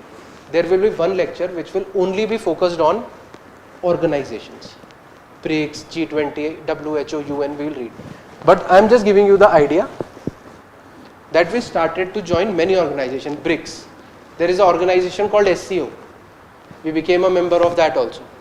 So we started multi-alignment. We will talk with China, we will talk with Russia, we will talk with US, we will talk with France, we will talk with EU. There is no stopping us. And then in 2014 something happened in India.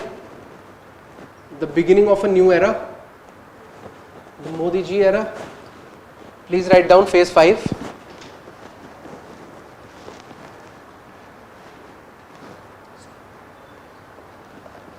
Phase 5. Contemporary doctrine.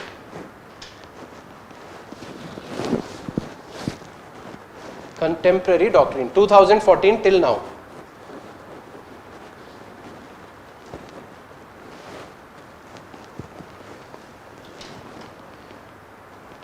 So now what happened? Basically, what happened till now, there was a policy of look east. There was a new policy which was called Act East policy. See, there is just a word change. Look east versus act east. But what does it signify? Okay, don't just look, act. A sense of urgency is there. Fine, you have to act on it. Don't just say, okay, we have good relations with ASEAN. No, go and have more agreements, more trading, more closeness, so that we can prosper simultaneously. Fine, so this was the idea, Act East. With Myanmar. Myanmar is a country in the east. There were, if you see the map of India, India-Myanmar border is a very, dense forest area. So a lot of insurgents are coming from Myanmar.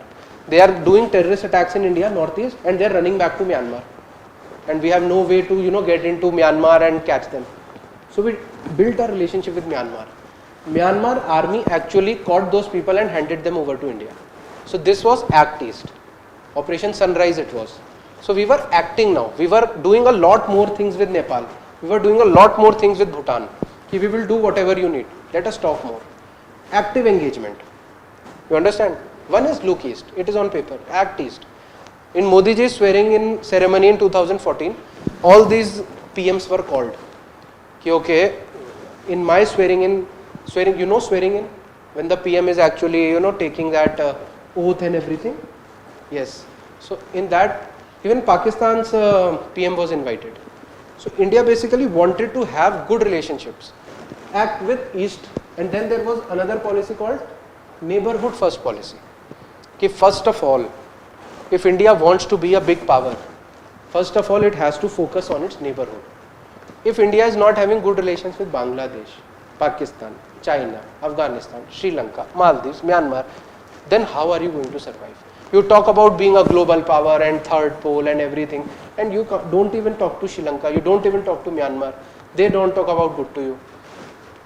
For example, if you want to be the leader of Bangalore, first of all, you have to lead your street, no? Okay? So be that neighborhood first. Firstly, focus on your neighborhood.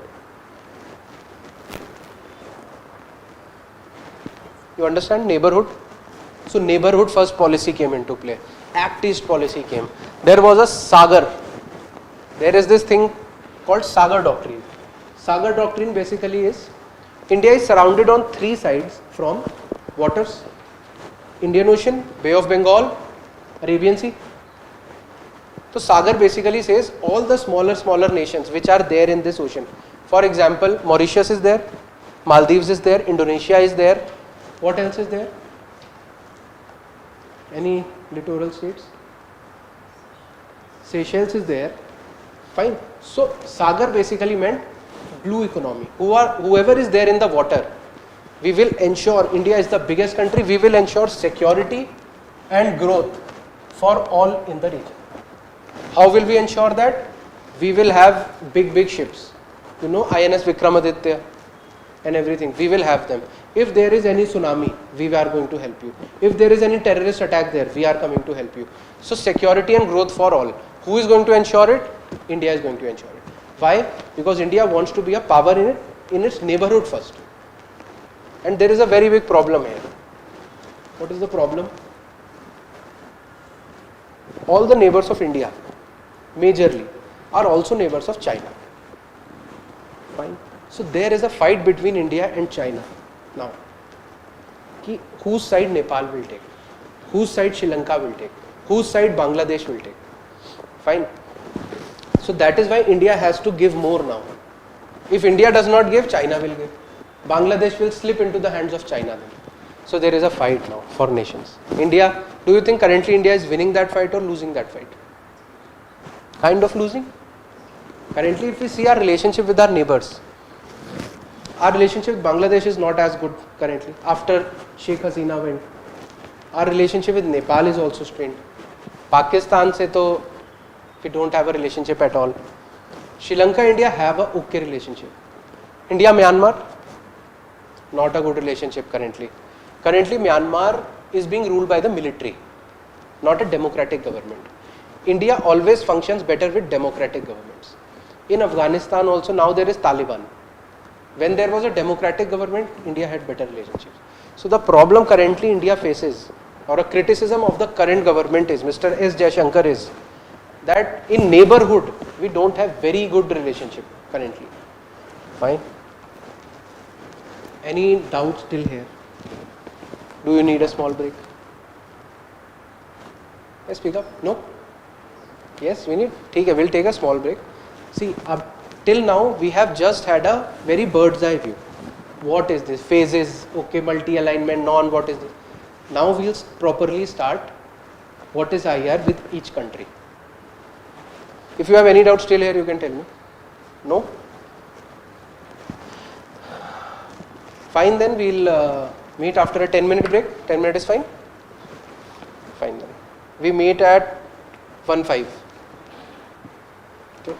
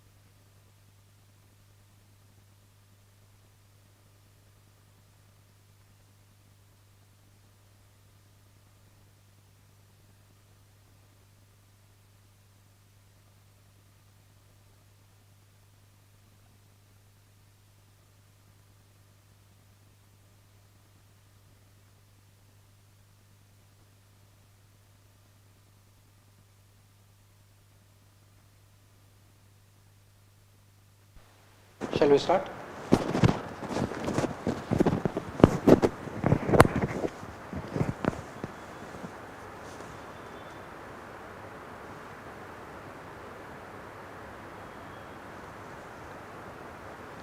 Fine. So we have read all the phases. So what were, can we like recall the phases once? Phase 1, Nehruvian era, based on idealism, non-alignment. Fine. Then came phase 2, Indira Gandhi ka era. What was it based on? Realism. What major happened? We got close to USSR. Treaty of Friendship was signed, and then Bangladesh Liberation War happened. Then that nuclear testing happened at Pokhran. Then came phase 3, 1991s to early 2000s. What happened there? LPG reforms. We realized that USSR is not there anymore to help us. So we decided to look east. Fine. We saw other neighbors. We started a neighborhood first policy. We started following something called Gujarat Doctrine. This happened. Then came phase 4. Early 2000s, say 2014. What was the major things happening? Multi-alignment. We started diversifying our relationships with all nations. And then phase 5 was the contemporary times, the Modi era, you can say. What majorly happened there? Look East was converted to Act East policy. Sagar Doctrine was there. Neighborhood first policy. Essentially a lot of focus on neighborhood. Neighborhood first policy is also doing that, Act East is also doing that, Sagar is also doing that. So we are focusing a lot on being a regional power first before aspiring to be a global power.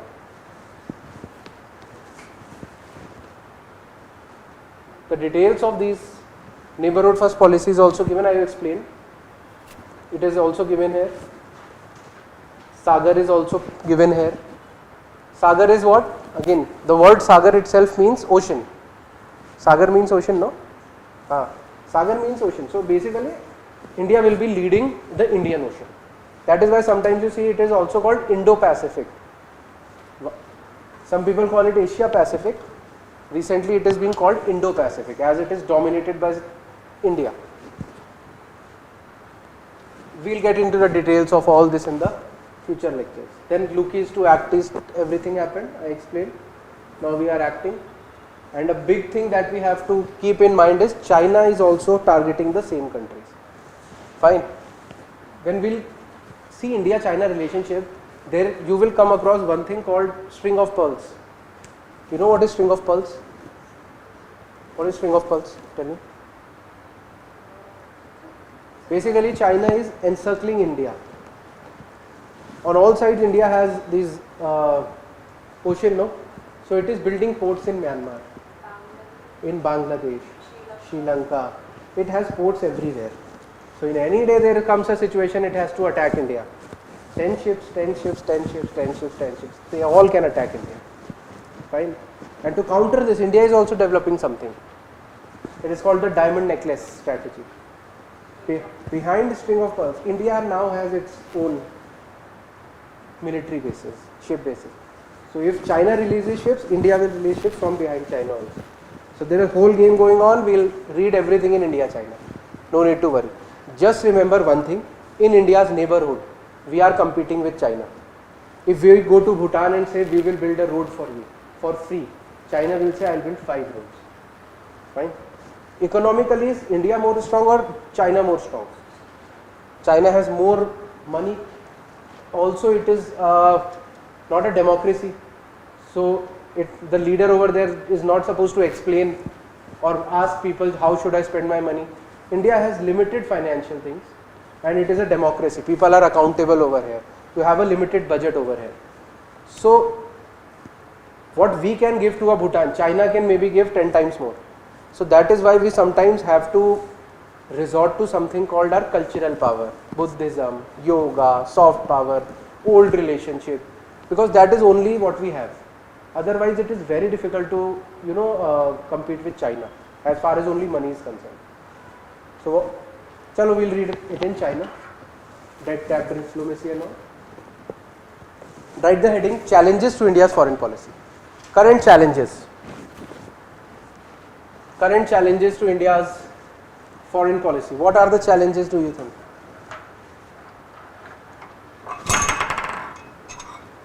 What are the challenges? Based on our discussion till now, some challenges. First of all, our relationships with the neighbors are not very good. It is a challenge. Next, in the Russia-Ukraine conflict, India did not criticize Russia as such. So people are saying that you are being biased now. If one country is attacking other country, you have to condemn violence. On one side you say, I am a person who stands for non-violence. On other side, when your friend is doing violence, then you are keeping quiet. There is a hypocrisy. So now Europe and all are calling India out on that. Thirdly, what is the other challenge? Mr. Trump is a big challenge. Not just for India, for the entire world. He is doing so unpredictable things. He is pressurizing India. He is speaking ill about India. So his unpredictability is a big challenge. Next big challenge is India's traditional friend has been Russia, but Russia is on a decline and China is on a rise. How is India's relationship with China? Not very good. We are competitors in South Asia and China is rising. So India has a problem. China-Pakistan nexus is there. So India has to face both of them together. And now with Bangladesh also. Bangladesh is also, their relationship is not as good with India. Now it is turning towards China. So that is again a problem. Sri Lanka also. So a stronger China is a big problem for us in this neighborhood. Our neighbors are slowly drifting.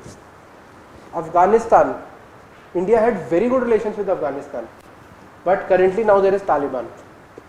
Fine, and Taliban is a very fascist regime. They don't even allow women to get educated now. Forget about getting a job.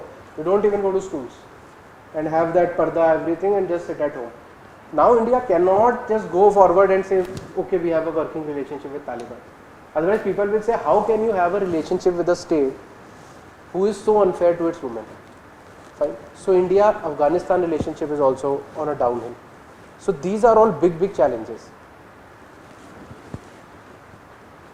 Please write down challenges.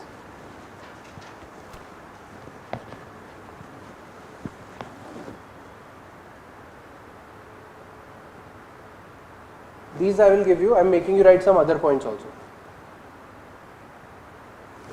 Write down.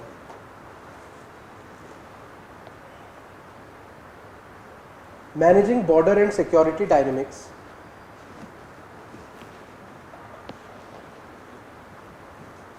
Managing border and security dynamics with China,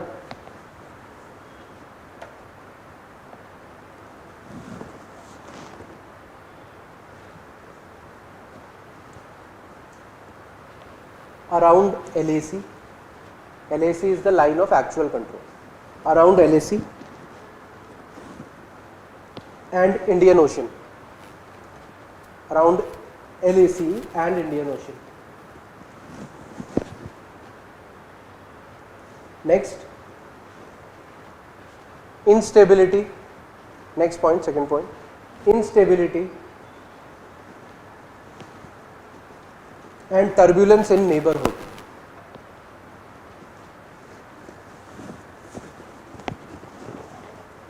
And turbulence in neighborhood like Bangladesh and Nepal.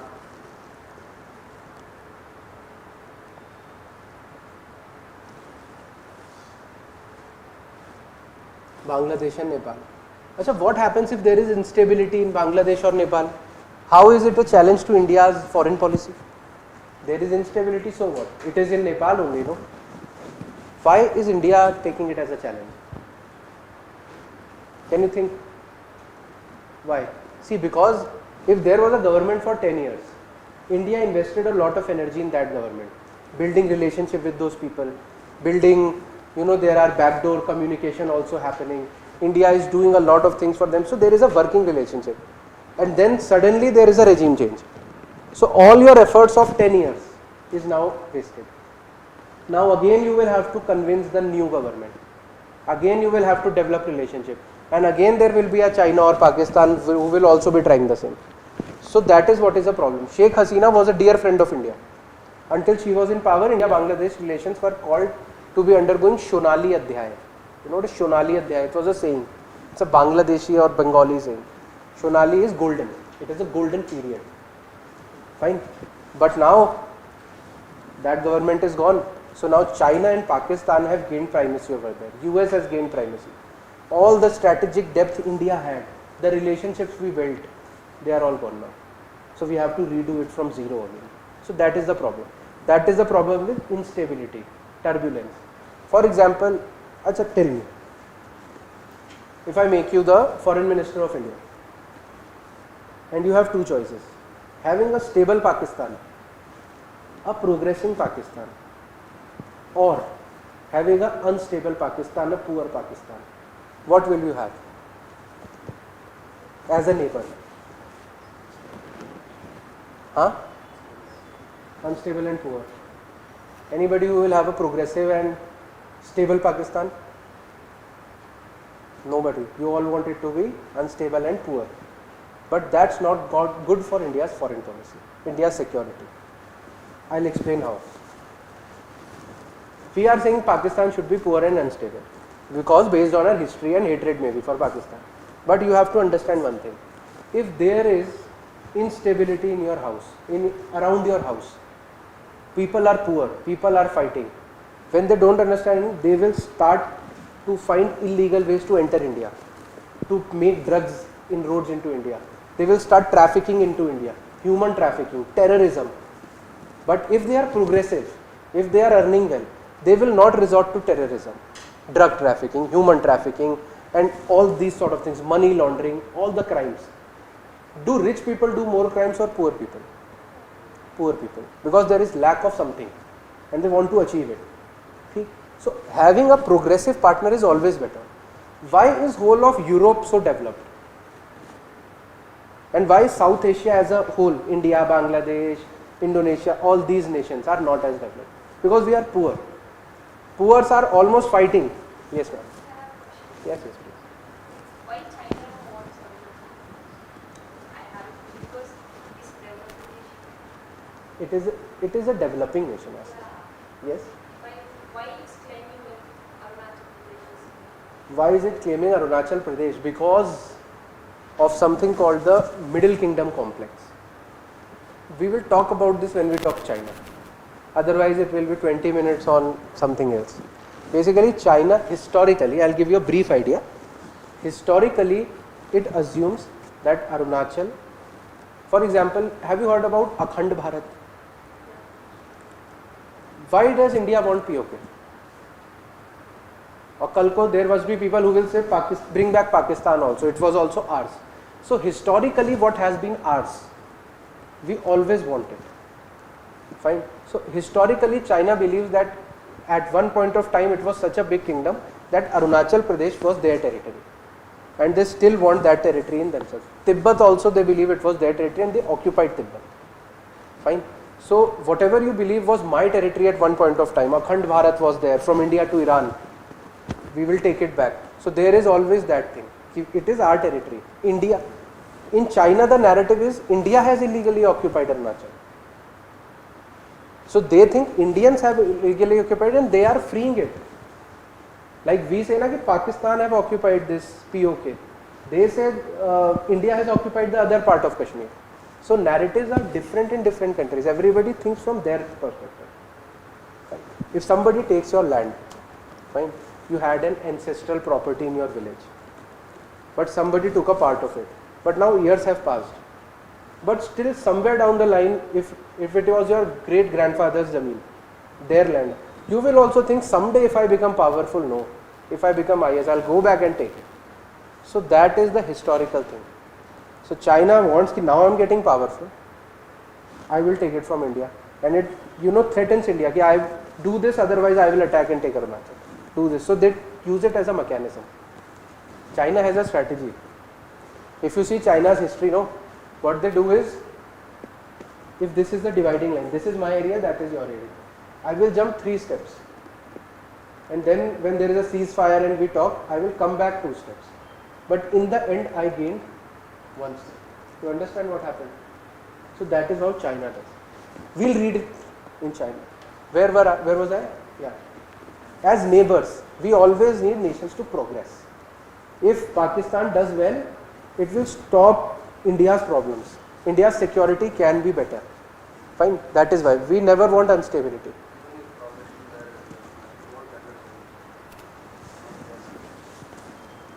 Can you give me example of any such country where this is happening? Any progressive country which is involved in terrorism? It's not there. See, it's not a science thinking it is yes or no. It might happen also. But the probability, generally progressive, a nation only gets progressive when it leaves these things and starts to focus on education, development, women rights, gender equality, climate and everything. Fine. So as a neighbor, we always want a stable Pakistan. It will stop our problems. Fine. So instability in neighborhood is creating problems for us only.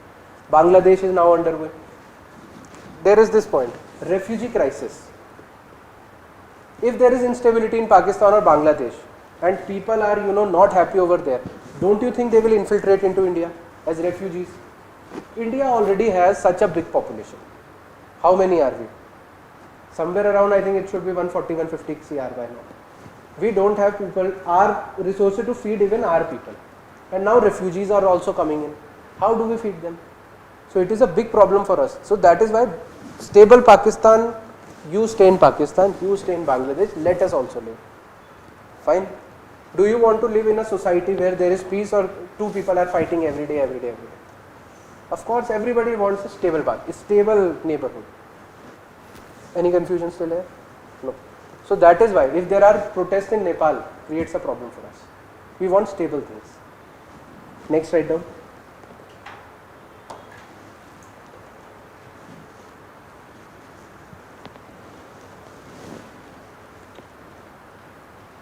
Next challenge will be navigating the US-Russia tightrope. Navigating the US-Russia tightrope.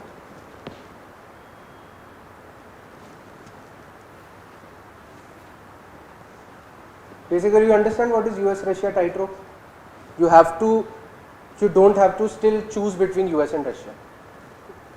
US pressurizes us not to buy oil from Russia, but we still do. So managing that thing is a big problem for our foreign policy. Trump is putting a lot of pressure on us, but we also have to maintain our relationship with Russia because it has been a trusted friend. So that is one challenge. Next, please write down. Securing energy interests. Securing energy interests from Gulf region. From Gulf region.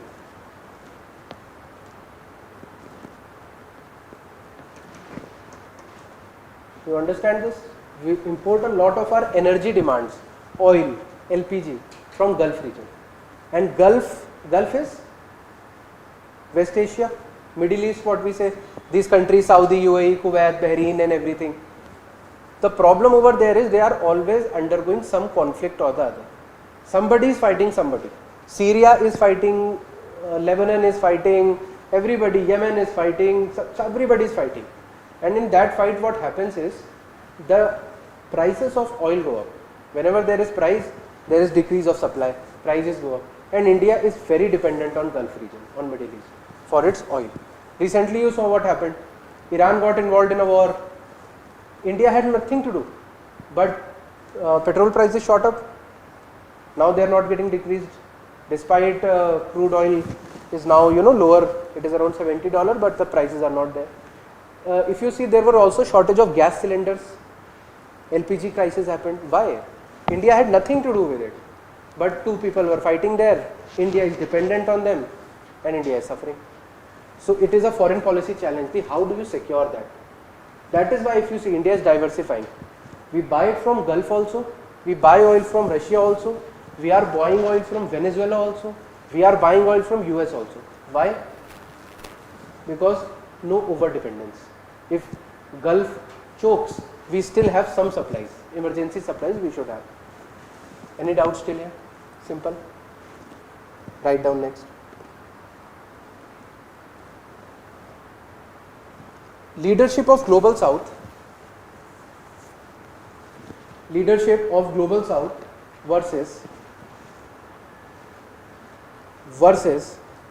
delivery gaps.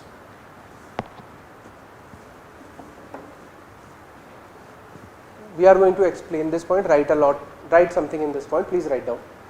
It's an important point. India positions itself as a voice for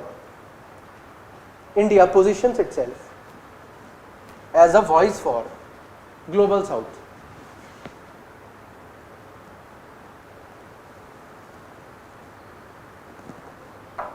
India positions itself as a voice for Global South.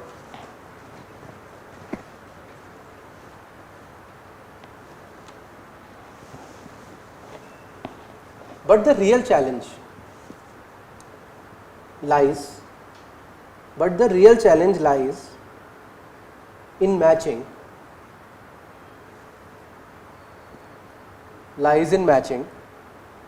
diplomatic commitments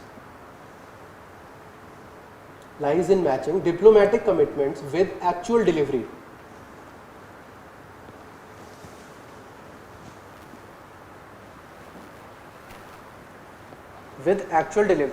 Dash, that is providing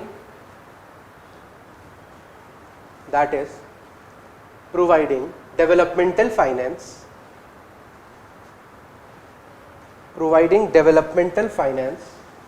comma, infrastructure and technology without getting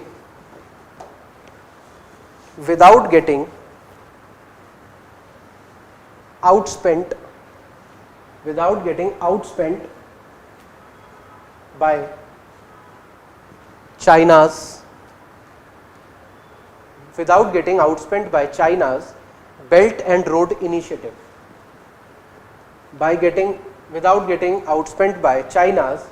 Belt and Road Initiative.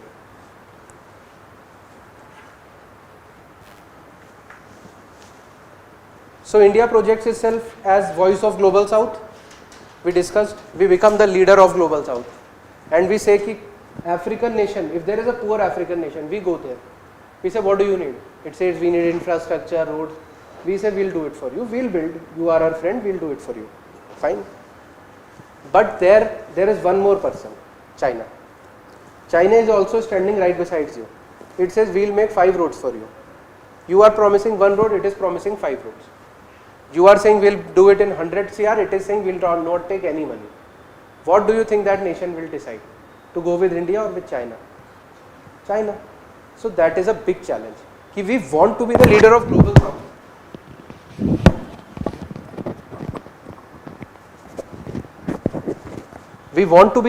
Global South, but we don't have that actual economic heft as China. So that is a problem. Ki how do you counter it? We wrote something called Belt and Road Initiative.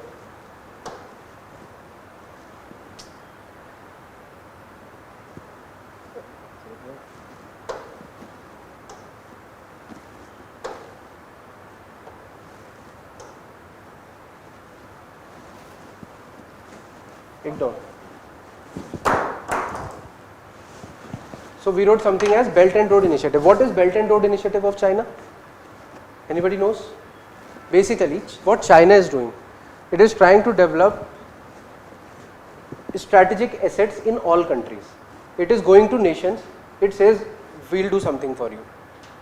See, assume you are a poor nation and I am a very rich nation like China. I come to you, I say, what do you need? You say, I need roads, I need ports, fine, I need X, Y, Z things, I need money to build it, everything. I say, okay, you need money, I am going to give you the money. Now you have all the money. You paid to me in 100 years. Small loan I have given you. You are happy, you are like fine. You have taken that money from me and you are in my debt now. But the port that you are developing, I have made an assessment that it is not going to work. You were like, I will make the port will earn, and from those earning I will pay China's loan back. But I have invested in a port which I know is not going to earn you any money. So you have taken the loan, you have developed everything, okay, you are in loan. Now that is not earning you any money, it is failing. And now China is coming, okay, now pay back me my money. You promised you will pay back the loan and you are now not able to pay. So now what happens? Now China will say, okay fine, do one thing, give me the authority of the port. If you are not able to pay, I will look after the port, you can leave. So they leave. And now China has a port in this ex country. It is called debt trap diplomacy. It is a debt trap, what China is doing. It has done this with Sri Lanka, it has done with this with Myanmar, and it has a lot of money. It invests in those ports which are not going to work. And in the end, it gets, hold of those ports. The goal of China is not to earn money from those ports, but to have a presence in that country.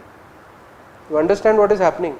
If I am present in that country, I can influence neighbors also, I can have business opportunities over there. So that is what China is doing. It is having debt trap diplomacy, and it is using this to fund BRI project, Belt and Road Initiative. It is like, I will make a road from China to Europe, and for that give me land. It is taking land in all countries. And this is exactly where we discussed. There is a part of India, there is a part of Kashmir. Remember the name of the corridor now? If there is Pakistan. Pakistan has control over certain area of Kashmir, which we call as POK. Fine. Some land of POK they have given to China under their Belt and Road Initiative. Give us money and make a road over here. It is called, I think it is called Waghan corridor. No? I'll confirm. So there is this road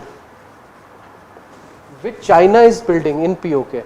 Pakistan has lent it under its Belt and Road Initiative. This Belt and Road Initiative is what China is giving a lot of money to take some land, and India has to compete with it. India is like, I will make roads, so give me some money. No, instead you are taking money yourself. So this is the problem. Abhi, if you don't understand this, don't worry. We are going to read China in detail. It will take 1 or 2 hours to understand BRI. Abhi, what we are discussing it, India is competing with China everywhere. Fine. Next, please write the heading, India-Pakistan relations. Kartarpur corridor is different. Kartarpur corridor is different. China has nothing there.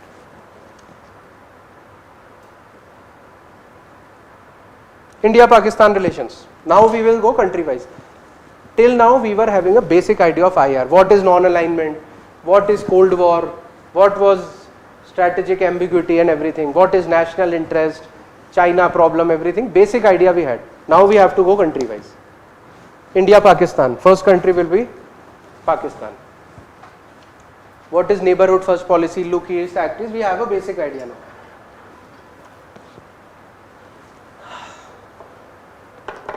Do you think India's biggest foreign policy challenge has been till now Pakistan? Since independence, Pakistan has been a problem for us. India ever had good relations with Pakistan? Never. How many wars India and Pakistan have had? 65, 71, 99. So 3 wars we had essentially, and all were won by India. Fine. Why do you think then? Aja, tell me, Pakistan is smaller than India? Geographically smaller. Economically it is nothing compared to India. Population wise also. Then why is Pakistan so important for US? Huh? It is a nuclear power. It became a nuclear power in 98-99. Before that also, Pakistan was very important. So what is in Pakistan that nations choose to go to Pakistan instead of India at times? So because it is indirectly encountering India. Agreed. Good relationship with Pakistan, so that Pakistan can able to attack India. Correct. One point is correct. Whoever wants to target India, they can target it through Pakistan. One thing. What else? What makes Pakistan so attractive to US, or many countries are having good relations with Pakistan? Why? Iran has good relations, Saudi, all those have good relations. Pakistan has what? No resources. India has so many resources. India has finances, India has population, India has rivers, India has agriculture. Still, why is Pakistan relevant? If I ask you to, suppose you were a European person and I ask you, choose one of your friends, India or Pakistan, who will you choose? Generally India, because India has everything, jobs, roads, technology, defense, army, but still people are choosing Pakistan. What Pakistan offers? But see, that is how you have to think. Not only as Indians. If we are Indians, we don't care. No. Understand the complexity behind it. Why is Pakistan relevant? Do you think the location of Pakistan has something to do with it? Geography has one reason. Where is Pakistan situated? Pakistan shares borders with which countries? Afghanistan. Do you think Afghanistan has been of importance to USA, Russia? Everybody is interested in Afghanistan. It also shares borders with Iran. Iran is important for USA, for Russia, everything. A lot of oil is over there. What else? It also, through Afghanistan, it connects to Central Asia. I'll bring a map tomorrow. What is Central Asia? There are these countries called Kyrgyzstan, Turkmenistan, Tajikistan, Uzbekistan, Kazakhstan. You know all these stans? So Pakistan acts as a gateway to enter these countries. They are all landlocked. You cannot enter them through sea. The only access is through Afghanistan or Pakistan. Pakistan allows you to enter that. Pakistan allows you to control Afghanistan. Pakistan allows you to control India. Pakistan allows USA to control China also. USA is so far. If it has to attack China, it has a military base in USA, in Pakistan. So Pakistan serves as a very strategic location. Then it also is an Islamic nation. Being an Islamic nation, it is close to Saudi. It is a member of, there is this organization of Islamic countries, an organization called OIC. All Islamic nations are a member of this organization. So they are like, if we are all Islamic countries, so we should have a common goal in life. Pakistan is a member. Can India ever be member of that? No, India is a secular nation, not Islamic. You understand what's happening? What is making Pakistan so important? And the next thing, the most important thing, who do you think is easier to hand twist? A strong person or a beggar? A beggar. USA can dictate terms to Pakistan or India. Which will be easier? Pakistan. We want this, do this, otherwise, and we will give you X amount of money. A beggar will always go for money. Okay, fine. But in India, that system does not exist. India is self-sufficient, strong nation in general, compared to a Pakistan. Pakistan is always in debt, loans, it is always defaulting. So a little bit of help, you give it a little bit of help, you take a lot of favors from it. You understand why everybody is so keen on helping Pakistan? Understand? Easy. Just write an introduction. If a question comes, you should have an introduction for India-Pakistan. India-Pakistan are also referred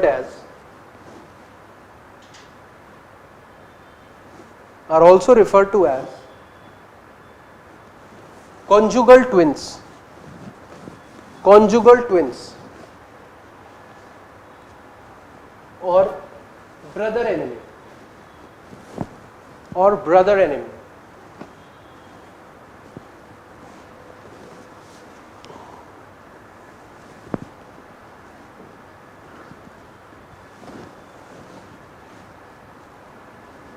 So you too, when I asked you why is Pakistan so important, you basically answered to attack India, essentially. So the idea is you are thinking one dimensionally as of now, from Indian perspective. The whole idea is changing your mindset into a global perspective in IR. Location, Central Asia also comes into play, Iran also comes into play, being Islamic identity also comes into play, not just India. It is good that you are answering, but I want you people to think more, open more dimensions. Fine? Fine. Despite internal stability and economic fragility, we have discussed this. Islamabad is capital of Pakistan. So, continues to command significant geopolitical influence. Why? Because of its strategic location, military power and network of alliances like Islamic nations. Is it also a nuclear power? Is Pakistan a nuclear power also? Being a nuclear power also makes it important. That is why Pakistan is so important in world. Otherwise there are 100 nations who are better than Pakistan economically and everything, but they are not as important. A beggar with a nuclear weapon is very important. Trust me. North Korea, if you see, North Korea, what North Korea has? No economy, no jobs, nothing, but only it has one thing, nuclear power and an insane person sitting over there. So everybody is afraid, even US is afraid, because they have nothing to lose. North Korea has nothing to lose, Pakistan has nothing to lose. But if it attacks India with a nuclear weapon, India has everything to lose. You all followed Operation Sindoor? So how many of you think that it should have been continued? We should have like gone for it. Or was it correctly stopped? You can have any idea. Okay? There are merits in both and demerits in both. Fine. One argument is, if India would have continued to be involved in the conflict, first of all, a lot of financial resources are going in there, and wars have no timeline. They can extend for 2 years, 5 years, 10 years. For example, do you know when Russia-Ukraine war started? 2022 if I am not wrong. And everybody said within 1 month it will end, 2 months, it has been 4 years now. Russia is fighting. So you have to understand how much resources are going there. And if India, which is a developing nation, gets involved in this, do you think our pace of development is definitely going to slow down? Because we are going to redirect resources in war. All energy is in war now of the nation. So that was one reason India decided, fine, we achieved what we planned, let us not over engage ourselves. And we started over here. There is a ceasefire. So that is one reason. Because Pakistan has nothing to lose. The whole relevance of Pakistan is because of India. Right? It basically gets funding based on India. You have to fund India, you have to challenge India, I need more weapons and everything, people fund it. Right? So that is what Pakistan is. So now, why is Pakistan important? I have written this. It has a geopolitical positioning. First of all, tell me the meaning of geopolitical. You are going to see this a lot in IR. Geopolitical, geostrategic, geo-economic. What is this geo? Yes, essentially politics plus geography. Geopolitical is geography based politics. Geoeconomics is geography based economics. It's not just economics. Fine. So just remember this. Geo stands for geography. So geopolitical positioning. Geopolitical is Pakistan borders Afghanistan, Iran, China and India. And it places it at the intersection of South Asia, Central Asia and Middle East.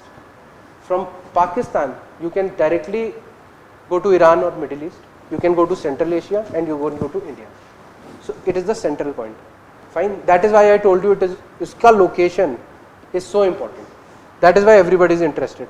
Regional connectivity, strategic value. Its location gives enduring relevance to powers such as US, China, Russia and Gulf countries. China is a friend of Pakistan. US is also a friend of Pakistan. But they are enemies. US and China are enemies. But they have a common friend in Pakistan. Why? Because they want to be close to Pakistan. Why they want to be close to Pakistan? Because of its location. Because of its dependence. So that is why everybody wants to be a friend. But these two major powers wants to be a friend of Pakistan. You understand? Because they know that we can get anything done if we give some money.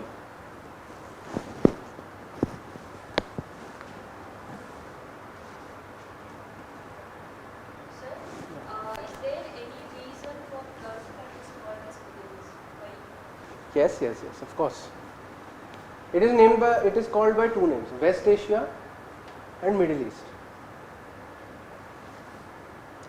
From India, if you see the map, imagine the map, is those Gulf countries in India's east or west?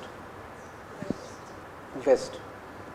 But when you see Europe, then it is in east or west? East. So when the whole world was colonized, fine, so it was globally known as Middle East, because then the whole world was Europe centric. Britain and Portugal and France were deciding everything, so they started calling it Middle East. What was your question again? Why is it called Middle East? Yeah, so it was called Middle East based on the European idea.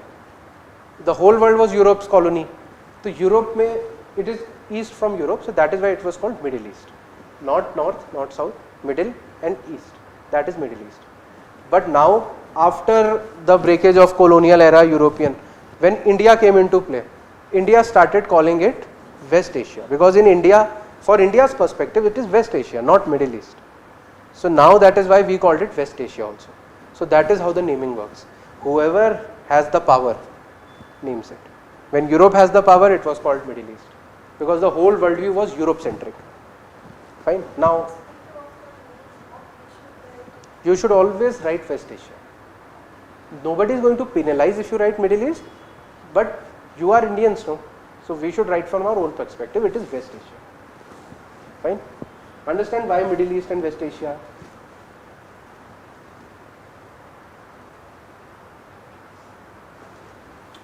What are the other sources of Pakistan's so much power? It has a lot of military power, that you have to give it. If you see, in Pakistan, the rule is military rule only. They have their former PM, Mr. Imran Khan, he is in jail currently, and Nawaz Sharif is also, I think, out of Pakistan.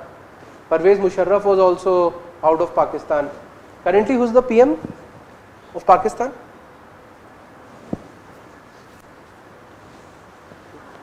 You don't know, right? It is Mr. Shahbaz Sharif, if I am not wrong. We don't even know who is the PM of Pakistan, who is such a big threat to India. First of all, so it is very bad on your part. As aware citizens, you should know who is the PM of Pakistan at least. And secondly, we don't know because it is not that important. What is important over there is military. Have you all seen Dhurandhar? You have seen Dhurandhar? Okay, whoever has seen, basically a lot is influenced by ISI over there. Military, the intelligence over there. They just use PM as the puppet. PM is there to show the entire world we are a democracy, but they are not a democracy. Whatever the military says, you have to do. If you don't do it, they'll put you in jail like Imran Khan. Imran Khan was the person who was not listening to the military. They put him in jail. It is all military. Pervez Musharraf, you know that guy? Heard about him? Saw him? Never? He was the leader of Pakistan's army at one point and became the leader of Pakistan. And he was involved in a lot of wars with India. So the idea is it has a lot of military power. What happens if a nation's everything is dominated by military? So now understand how the military justifies itself. It always needs to show that military is needed. First of all, it has to establish its own need. And how do a military establish that we are important? By getting into fights.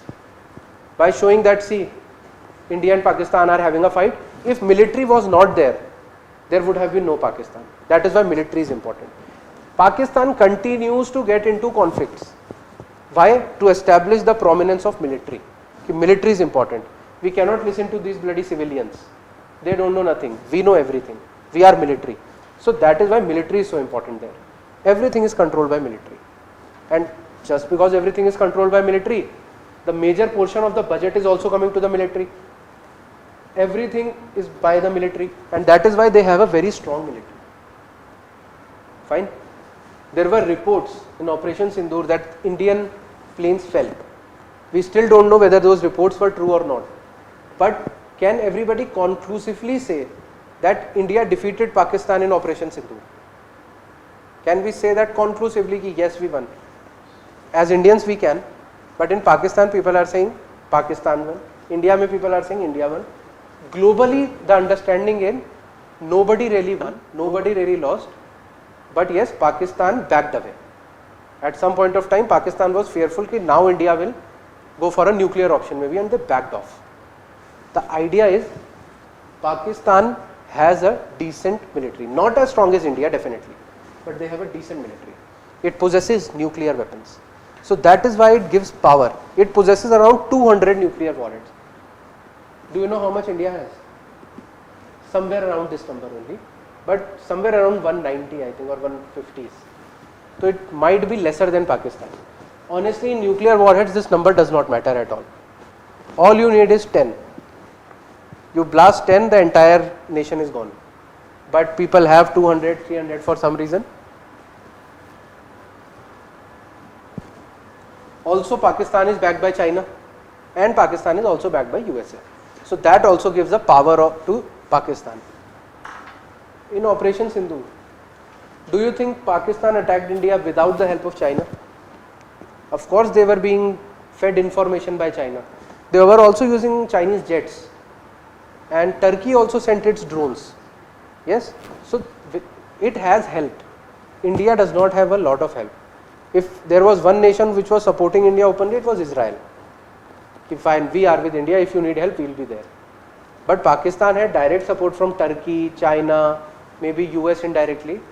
So this is what gives Pakistan some powers. But please write down. Please write down.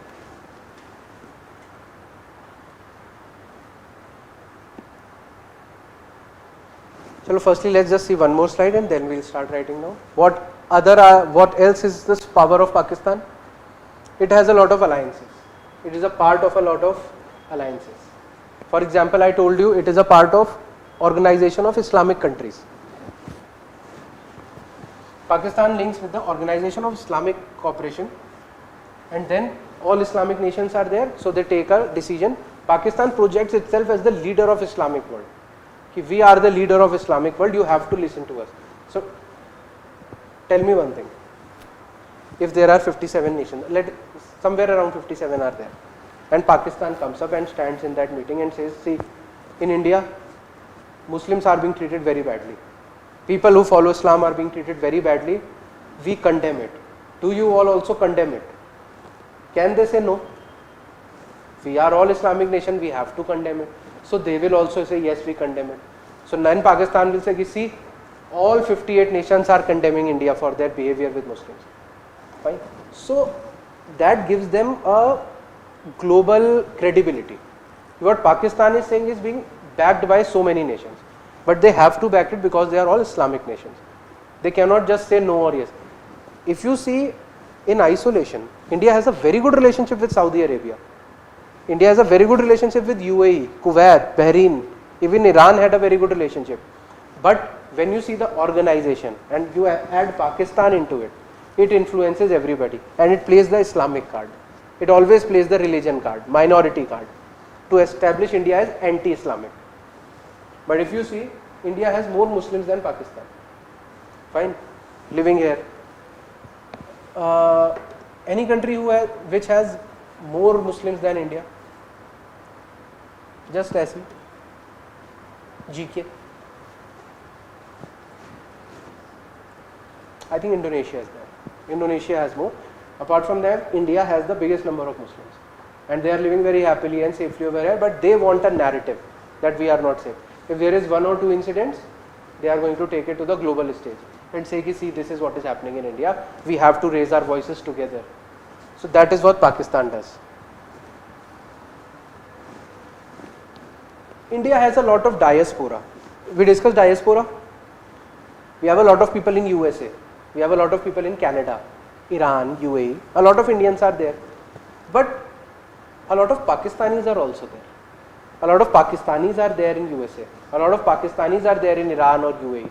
So Indian diaspora is there and Pakistan diaspora is also there. What diaspora does? How is diaspora helpful? See, for example, Indians are in USA, US. If you see, the vice president of USA in the previous term was a lady called Kamala Harris. So she had Indian roots. She was a part of Indian diaspora and she went to the vice president position. Rishi Sunak, you know Mr. Rishi Sunak? Yes, his wife is Narayan Murthy's daughter, if I am not wrong, and he was the PM of UK. Who was he? Indian diaspora. And when people from Indian origin are reaching those positions, do you think they will make policies favorable to India somewhere? Of course, Indian will have more access with UK or with USA. So diaspora does this thing. When diaspora reaches, you know, when it has an upward movement, it reaches the decision making stage, then you can have good policy, India favorable policies. In Canada, a lot of member of parliaments are Sardarjis, a lot of Punjabis are there, they have been there. So now they are making policies which are relevant to India. India can influence them. Understand what diaspora does. Rishi Sunak is there. If you see Google CEO, who is he? Mr. Sundar Pichai. Amazon? That is Microsoft, no? Okay. So a lot of Indians are there, right on top of organizations, in being vice president, prime ministers of nation.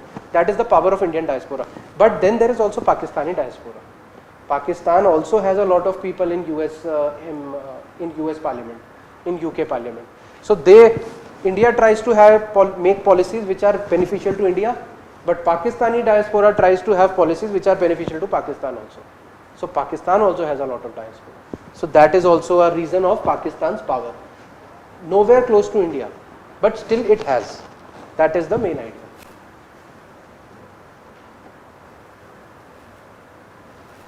Are we running out of time? Till 2 p.m. is the class, no? We have 3 minutes. Please write down challenges.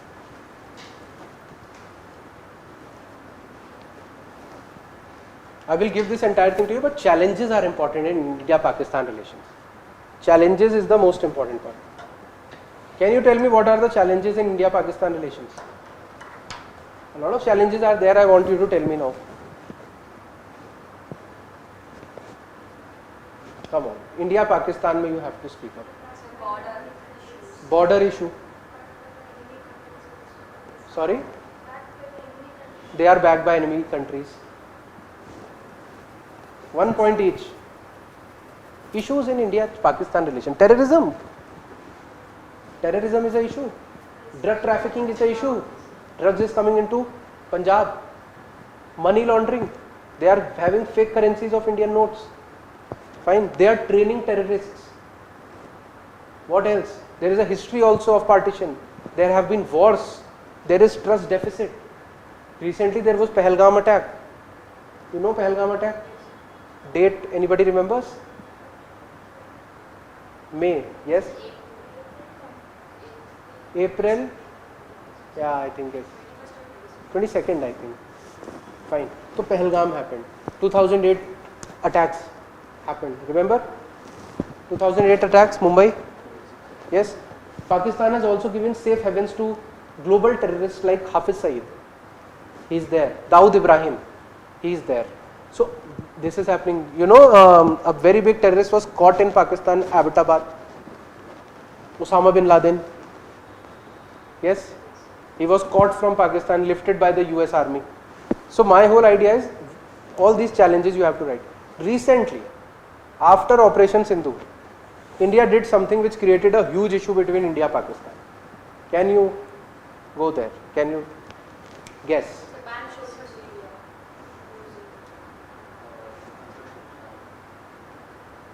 It is related to waters but not dam. Indus Water Treaty. There is this India suspended Indus Water Treaty. What is Indus Water Treaty? There are 6 rivers, fine, of the Indus river system.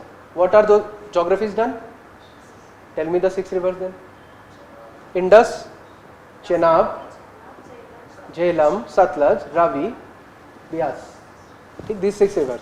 Out of which waters of 3 rivers were to be given to Pakistan, major, and 3 rivers were allotted to India as per the Indus Water Treaty.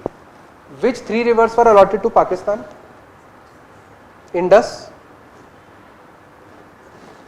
Okay, so yes, Indus, Chenab and Jhelum.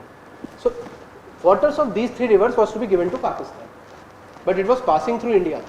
Since so much time India was allowing it to happen, then India said no, we will stop it. We will see, if we want to release, we will release, if we don't want to release, we will not release. Why? Because we are being so generous with you. We are giving you all the water, we are not stopping it, and you are doing this with us. You are killing our people, you are doing terrorism all around. We will not do it, do whatever you want to do. Indus Water Treaty, when was it signed? Last point, then we'll end the class. Can anybody tell me? Acha, tell me, guess. Will it be signed in phase 1 of idealism or phase 2 of realism? When do you think it is more probable? Idealism. Nehru ji, he was very, like, he believed ki okay, no, we should not stop water. People should have water. So in 1960, Indus Water Treaty was signed. It was brokered by World Bank, India, Pakistan. World Bank came and said, okay, you will give water to Pakistan, Pakistan will not stop, and this is an India signed, Nehru ji signed. But now is the phase 5, Modi ji era. And he is like, if you don't behave properly, why should we give you water? You kill our people, and you basically kill our people, and we are giving you water to feed. We will not let it happen. So they have basically suspended that. Correct? So Indus Water Treaty suspension is also an issue. So these are all issues which are between India and Pakistan, the challenges in this relationship. You have a basic idea of the challenges? Have you heard about Kulbhushan Jadhav case? Chalo, we'll discuss in this tomorrow. Fine. So today we had a basic understanding of foreign policy, what it is, how it evolved, what is non-alignment, NAM, and then we started with India-Pakistan relations. Tomorrow we will continue with India-Pakistan relations. After that, which country? Afghanistan. Let's go sequentially. India-Pakistan, India-Afghanistan, and then India-Bangladesh we'll do. Maybe tomorrow, maybe day after tomorrow. We'll finish this. Any doubts still here? Go and read the PPT. I'll share this with you. If you have any doubts tomorrow, first 15 minutes we are only open to discuss. And as she is asking questions, why Middle East, why not West Asia? Any question which pops up into your mind, just let it through to your mouth. Ask it. No matter how foolish it is. You think it is foolish, sometimes it is not foolish. Do not judge your question. Ask me whatever you want to ask. Fine? Chalo. I'll see you tomorrow then. Till 2 the class was there, no? Okay.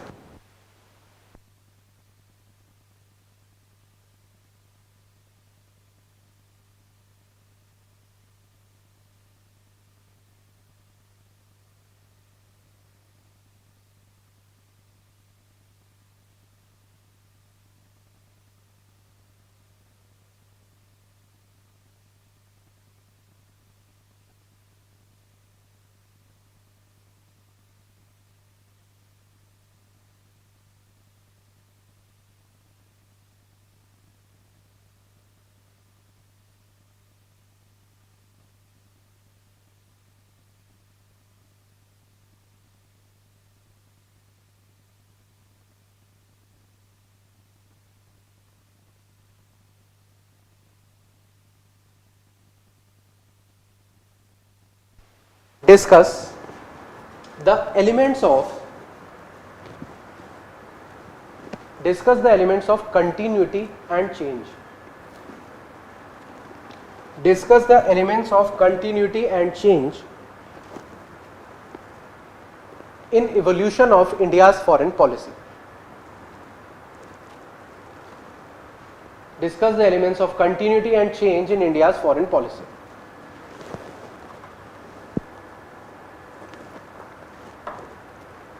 Fine.